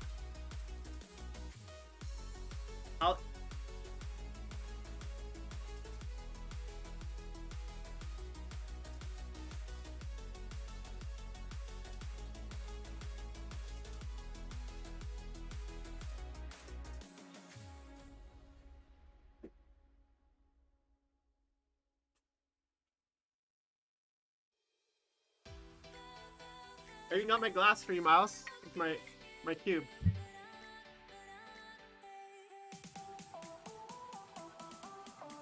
You approve?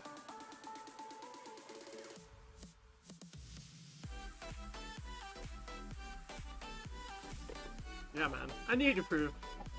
I was like, I'm sure Mouse will be approved. It sounds really good. I like literally had to stop myself over Christmas. I literally was drinking a bottle of this every week and a half, like a full bottle. I'd have like 2 glasses a night, like gym glasses, right? Like not a 1 ounce pour. And I found myself like basically drinking a bottle a night, or like every few weeks, and it's like a $200 whiskey habit. Anyways, cheers, guys.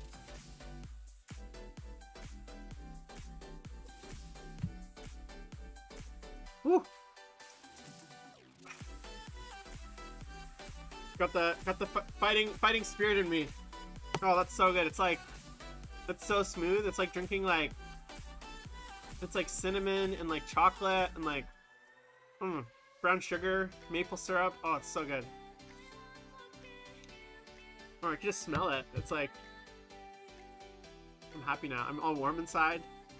All right, let's go to stage 2 of the blends. But before I do that, I just want to paint a little bit of black into all the greaves. So I'm gonna do a little Corvus black.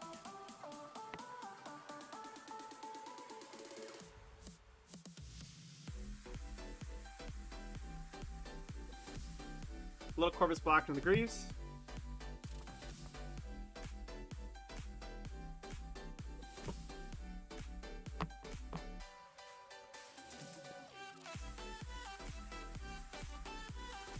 Let me know if you guys got a drink. Let me know what it is.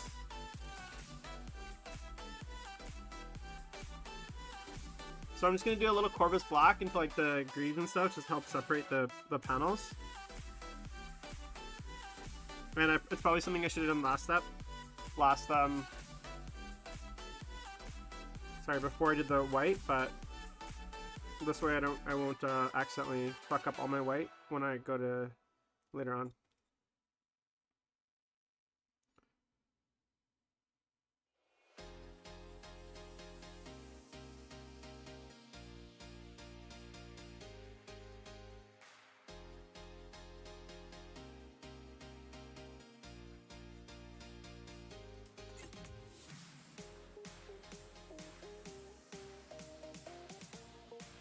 Nothing wrong with the orange juice. I'm a big orange juice guy.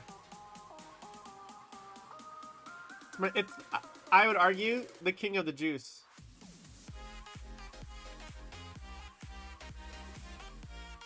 King of all juices.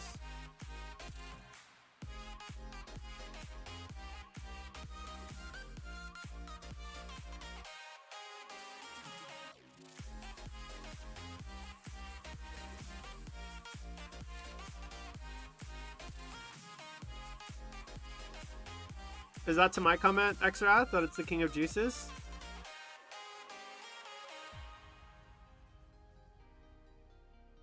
Yeah, apple juice. I mean, don't get me wrong. I love a good apple juice. Oh my god. JB, okay, so JB. So I talked about it on Thursday's episode of the Best Overall Show. Go watch it. It's on podcast too if you just want to listen. Apple Podcasts. I talked about it already tonight because someone asked me tonight about it. I talked more about it last night on my individual hobby chat on YouTube, so you can check that out. And then on Tuesday, I have Neil Kerr, the head judge of the WTC, and I'm going to talk about it more then. So I'm done talking about it for the night, but if you want to go check out my thoughts, you can go check out those episodes. I think we start talking about it maybe like 45 minutes into the Best Overall Shows episode, Thursday's episode. So, and if you just want the podcast, Apple Podcasts, Spotify, Google Play, Podbean as well. Yeah, dude, I've honestly, like, I've talked about it so much. I'm just like, TJ bad, cheating bad. Look at the resolution on that that whiskey. It's really nice.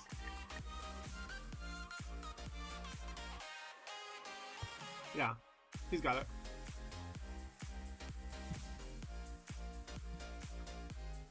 Okay, is that it?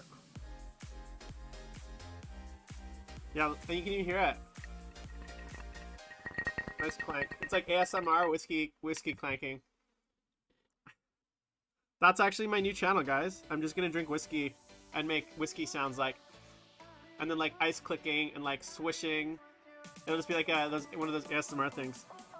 Do you guys believe in that ASMR shit? It seems kind of hokey to me. Like, I don't really understand that.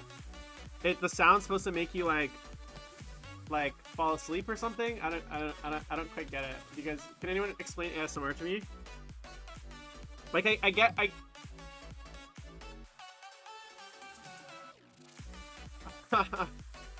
What did you ask exactly, Shane, though? Like, did you ask why? Yeah, well, that's what I'm saying, though, Miles. I don't think it's the, like, sounds... I don't think it's the sounds that's making people, like, enjoy it. It's the women.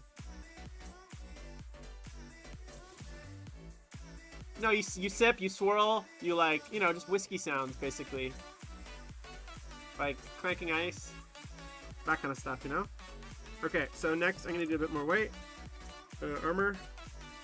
So I'm going to take a bit more white, a little blue, a little gray.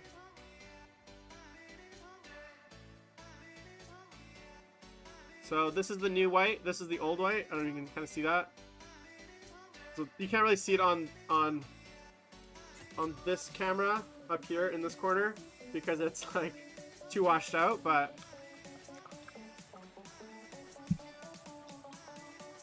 I assume Strategies has no more left, but when I picked mine up last week, their copies were not all spoken for. I almost bought a second copy just to like be a greedy fuck, but I don't know if they would have sold it to me anyways.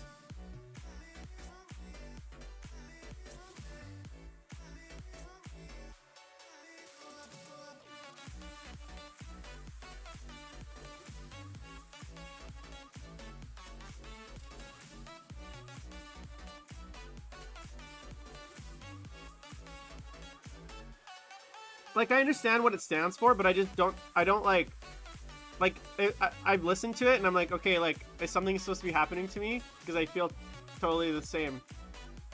Like, I don't feel any different, right? Like, I get what it stands for and how, like, what it's supposed to do, but like practically, like, I just sounds, I'm like, oh, these are cool sounds, but like, nothing really seems different to me in my body. Is that like is it supposed to? I don't understand. Like, am I supposed to feel a certain way?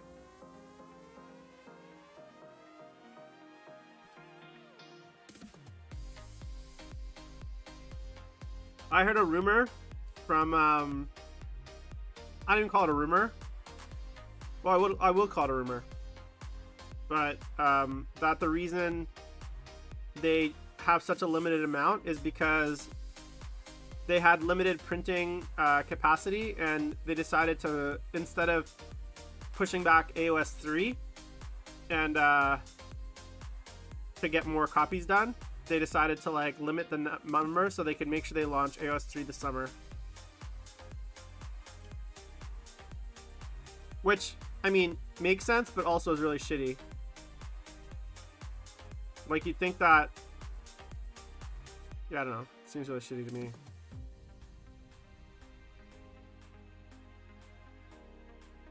Yeah, I don't even go to Hammer Time, man. Hammer Time sucks. Like, I don't even remember the guy's name, but Mike? Like, I had this conversation with, we just had a game store close, Garage Geek and Games.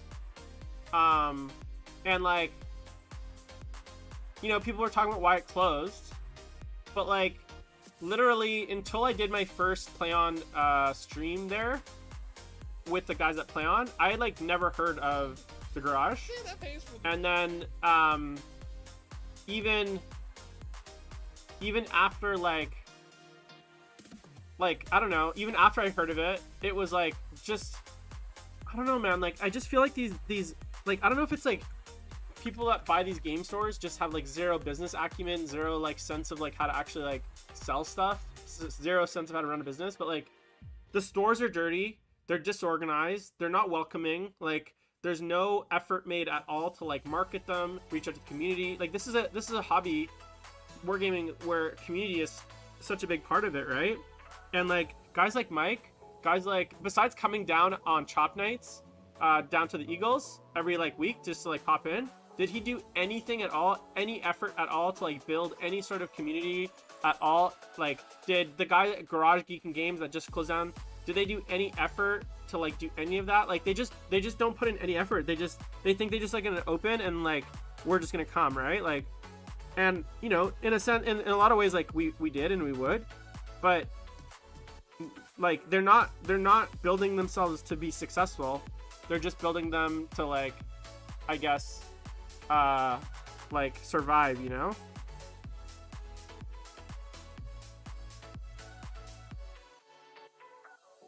Anyways, I mean, as someone that runs restaurants and like,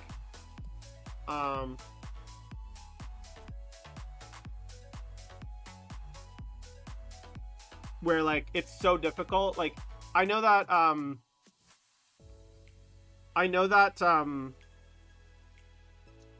sorry, what was I gonna say? Like, people think running game stores are hard.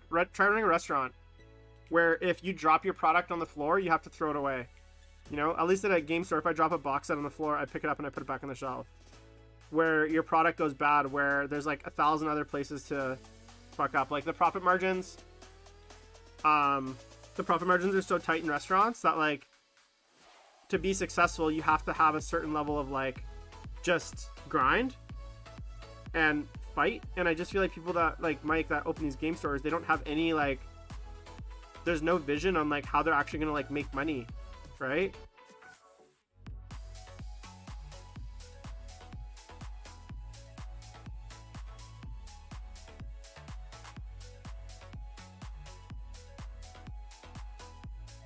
Right, but he could do so much more is my point, Miles.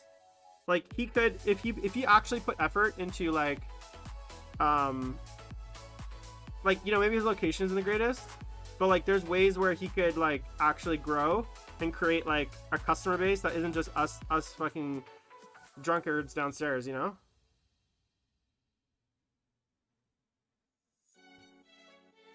And like he's never gonna thrive. He's never gonna like what is he gonna do, retire on that? Whatever he makes there? The only reason people even shop there is because the fucking pre-order bonus. If it was up to if you could just get it from GW, you probably would, because it's like cheaper, faster. You actually know when it's gonna get there. I ordered something off GW. It shipped and it was here the next day. The store's a mess. Yeah, no online presence. Like it's like a case study in how to run a shitty business. And I mean, no offense to Mike. It's not that I don't want him to fail. I just want him to be better. I want all the LGSs to be better. I want them to like help grow the hobby and like build more customers and like get more people involved and like, you know, be hubs of the community, right? But nope.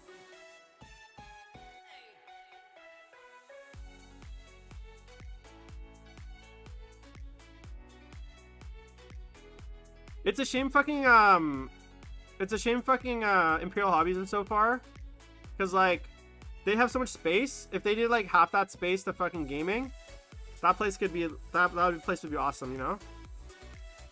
Like if they had game tables. They have a great selection. I think they actually have too much stuff is the problem. They should convert some of that stuff to like playing area, but that's just me being like, they definitely don't need that much space because they're not selling that much shit. Well, I mean, right now it does. X-Wrath, of course it does, but like, I guess my point is like, once something ships, it's here right away. And in the past, sometimes it'd ship in like the next day.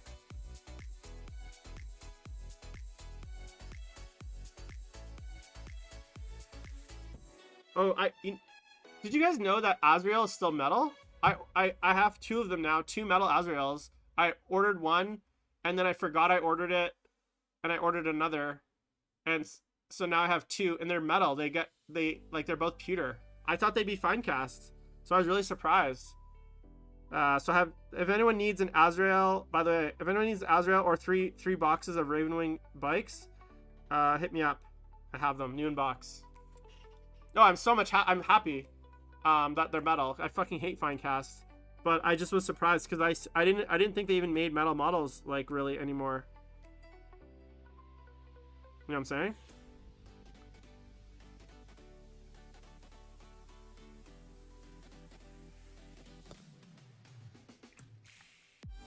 But like, I don't understand though. Isn't the metal mold and like the fine cast mold basically the same?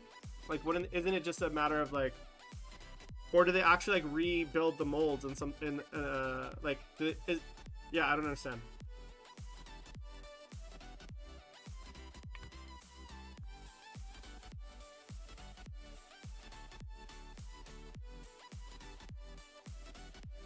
Can someone explain to me the that whole idea?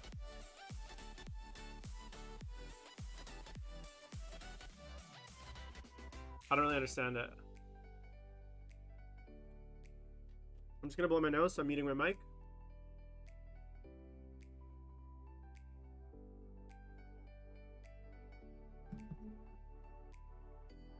I'll show you.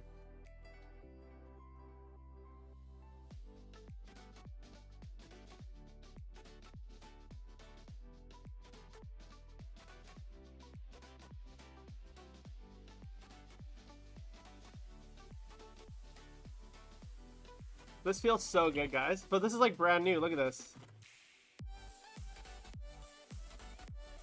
It's definitely new. I've never even seen these blisters.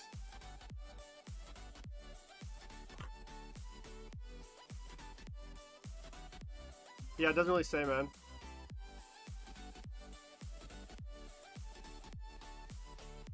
So, cool though. I love metal models. I love the weight of them. I love how they feel. Did I show you guys all my horse? Check out this guy. I built this last night if you guys tuned in. This is a 3D printed Horus. Horus Lupercal.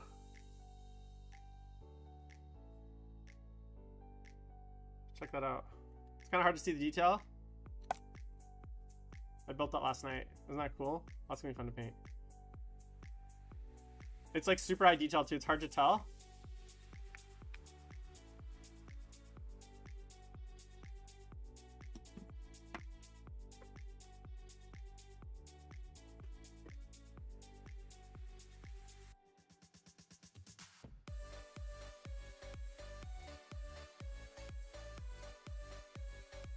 I could open it. Oh, it's really high quality models, the 3D print. I can't tell. I can't read the date, but it's old as fuck.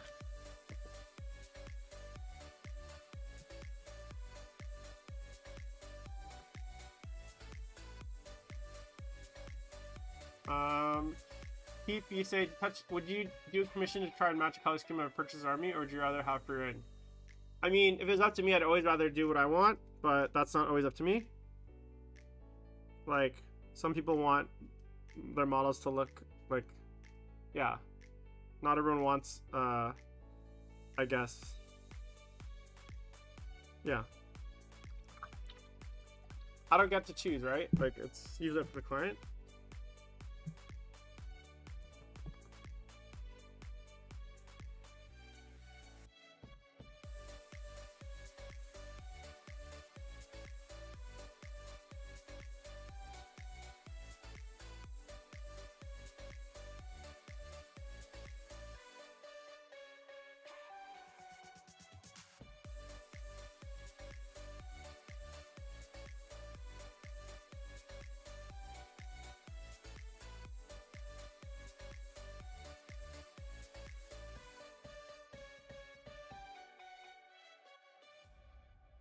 So I'm basically doing almost the edge highlights now at this point. Is the new Calgar not in plastic?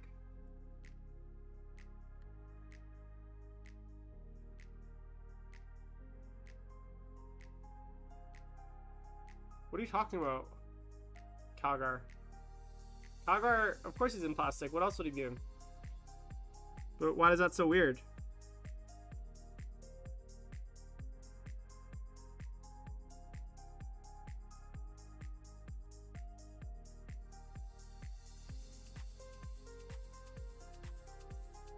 I don't understand. Like, of course he's in plastic.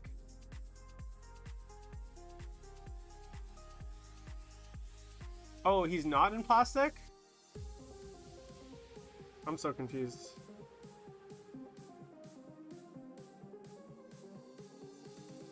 Oh, I didn't know that. The new one's not in plastic? No. Miles, you're so confusing. You're like, it is. It isn't. It is. He is. And then Ray says he is a plastic. I don't know if he's a plastic or not at this point.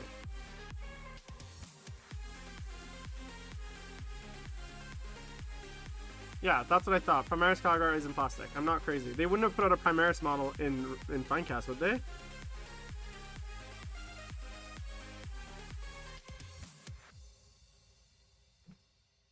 Oh, why? What's up, man? Thank you. Someone's the voice of sanity here, explaining to me what the fuck's going on.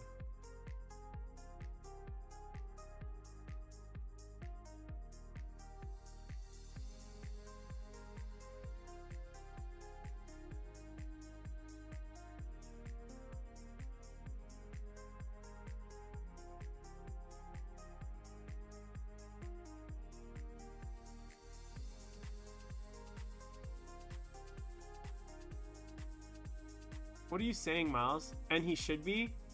No, they would not. Yeah, okay. Yeah, he should be in plastic.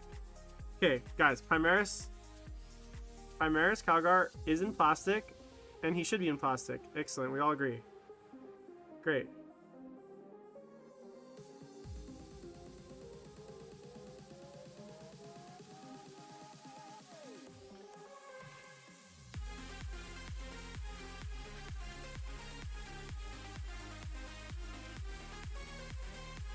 Must be nice to have special characters for your army, though. In plastic. Like, more than one.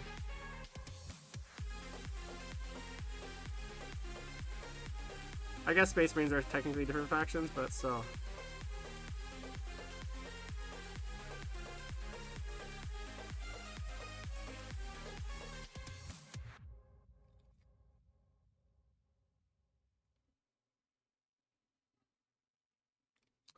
Alright, so I've mostly highlighted all the armor. It's kind of hard to see. You guys can see it. But what I'm going to do now is, even though I've done all the highlights and I did shade it, I'm actually going to go back with like a very diluted of my base wash, and I'm gonna basically glaze that into all the shadows, and that's going to help bring a lot of contrast between the highest highlight and the lowest shadow. So what I'm going to do for that is I'm going to grab a bit of my where is it? My storm cloud here, and I'm gonna on my palette, and then I'm gonna get some Lamian medium. Oh, that's awesome, man. I think I do remember reading Nightbringer. I think Nightbringer was the first book. And then, but I'm pretty sure Storm of Iron came out before Nightbringer. And I remember them doing the, like, Hansu, Uriel Ventress crossover episode of, like, the books. So this is my wash. I'm going to actually add a little bit of airbrush thinner to it, too. This will actually help break the surface tension even more. So watch, see how it kind of bubbles up? Watch how it changes when I add a little bit of this. See how it just totally flattened out? Before it was like kind of pulling up into that like tight ball. It's because from the surface tension of the water. With a little bit of the thinner, it just loses all its like life, and it just like goes really flat because it loses all its surface tension. So the airbrush thinner and a little bit of the medium help change the way that the paint's gonna work. And then I'm gonna go, I want this super thin because I don't want there to be much color, so you can see how thin it is on my hand. Right, so it's super thin, and I want to make sure I have a good amount, very light amount on my brush. And basically what I'm going to do here is just very gently, I'm going to glaze it in back into the shadows, just very lightly. And I might have to actually do this twice, Just being mindful.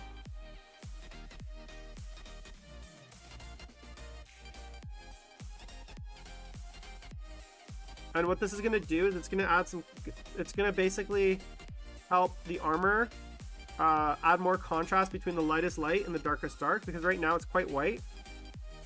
But I don't want to, so I'm just kind of very thinly glazing it in. Can you see I'm pulling all the paint to one direction? Whenever you're doing a glaze like this, you always want to pull the paint in one direction. This way, the majority of the paint will pool wherever you lift your brush off the model. So I'm pulling up in this case because I want the paint to be more concentrated towards the top of the greave, because the highlighted's at the bottom. So I kind of want it more concentrated away from the greave, just like that.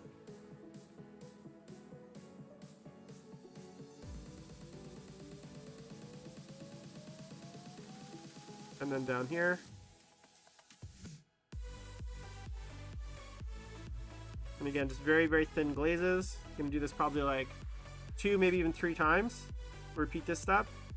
And each time I do it, it's gonna build up a little bit more color in those dark areas and give it that like kind of a nice contrast between the white and the dark, which is what I want whenever I'm painting white. That's ridiculous, Wyatt. That's a lot. The only model I own that many of is like none. I don't think I actually have any model. Like I have any individual character. I've done 2 Abaddons, but like one I converted into a Huron.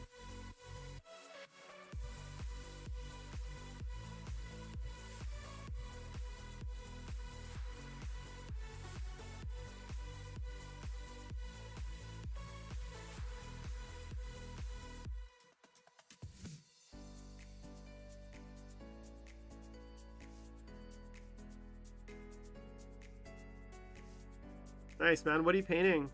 Like, what's Skaven for AOS? Okay, so that's the first glaze done, guys. It's almost undiscernible. But that's the idea, right? It's supposed to be super subtle. And now I'm gonna go back and kind of do it again. And now once you do that second time, it's really gonna start to kind of, I guess, you're gonna start to see it a lot more.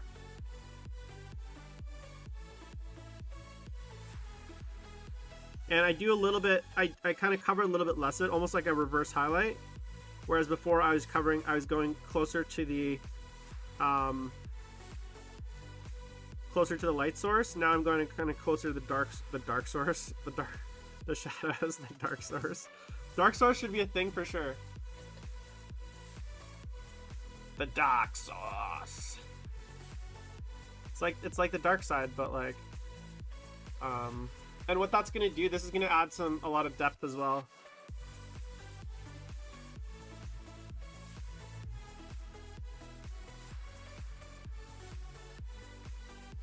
And so that's not just so boring.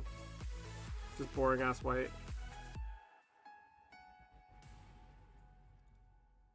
I'm gonna have another whiskey, I think. Methinks.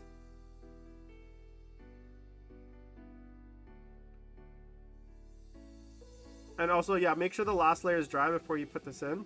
But if you're doing like really light, really thin glazes like I am, it will dry really quick. It's basically just painting on water.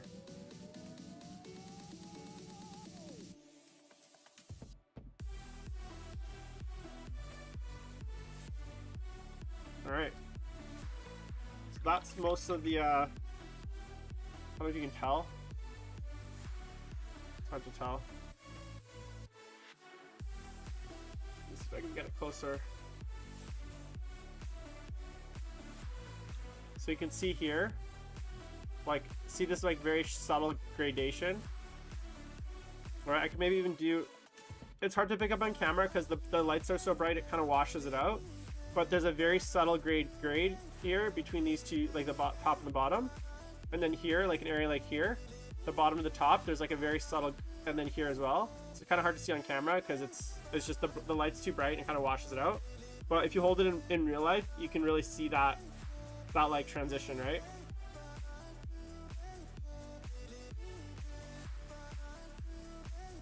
Okay, so what I'm gonna do now is I'm just gonna add a little touch of, do I want to do black? No, I'm just gonna actually add a touch of like that original wash. Of course I will. So I got a little bit of the original wash here. Oh shit. And I'm just gonna add a little bit of the new wash to it, just to get like a slightly stronger version of that.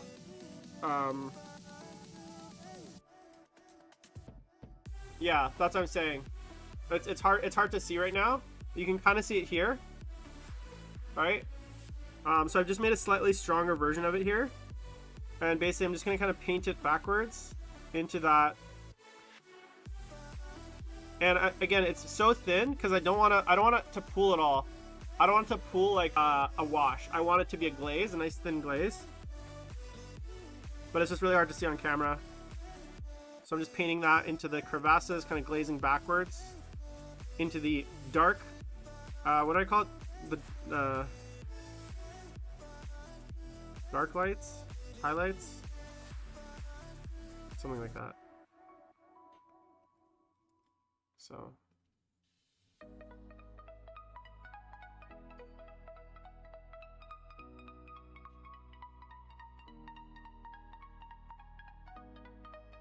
yeah, it's hard to tell on camera, guys, because it's a lot of, like, my station's very bright. You can see just on my face, and so obviously for you guys,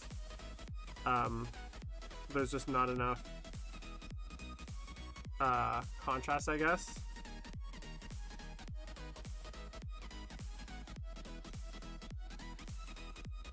But trust me, it's there.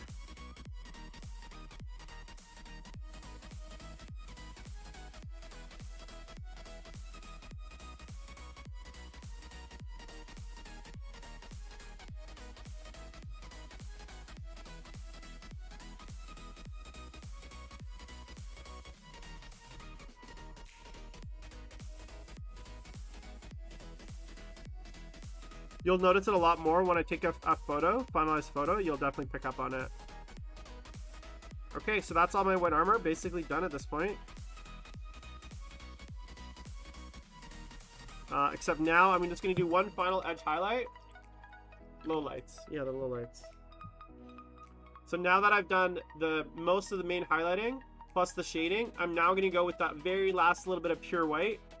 And just on the very, very tips, hit it with some absolute pure white here, and this is just going to help me even just push that highlight just a touch farther. But I just want to be really careful with this because pure white is just it's so overpowering, and it can very easily like look not right. So I'm just hitting the tips here of like, there, you guys can see that.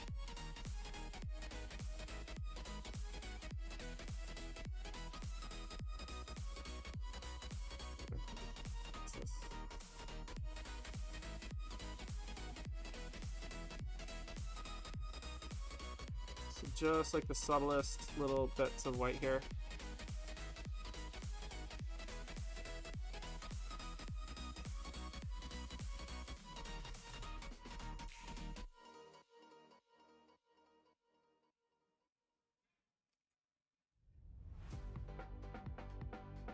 Basically, this is kind of like the only real edge highlight I guess I'm doing. It's almost like an edge highlight, but it's more like just like a spot highlight. Just in like the brightest little spots, like around here. Just the tip here.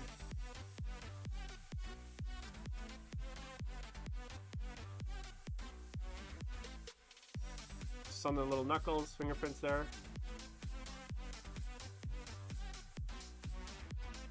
Tips of the fingers. A little spot on the elbow.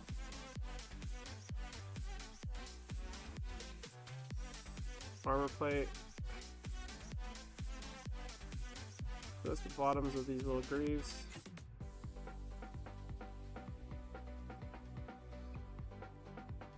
Just the corners. Just the tops of these little bolts. Very, very top along the edges. And then just like a little tiny line along the top.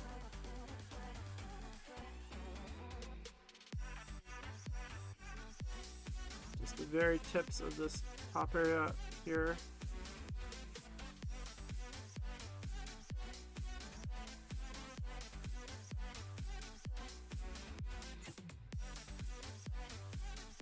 Okay. Just the very tips of the glove here.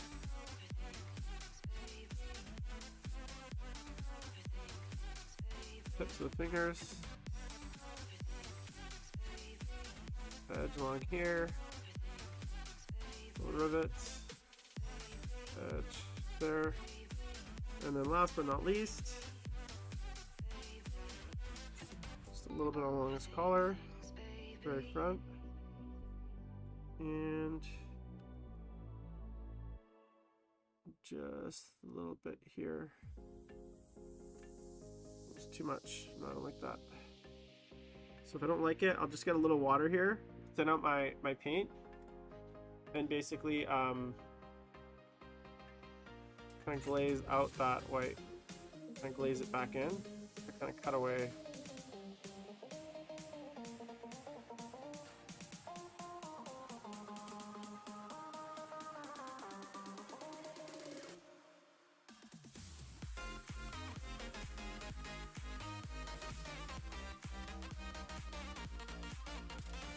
Don't like that, so I'm gonna grab a little bit of my gray. This is where the wet palette, the beauty of the wet palette is. Some of my like original gray color I have, so I can kind of go in here and like cover that up, and it's still there.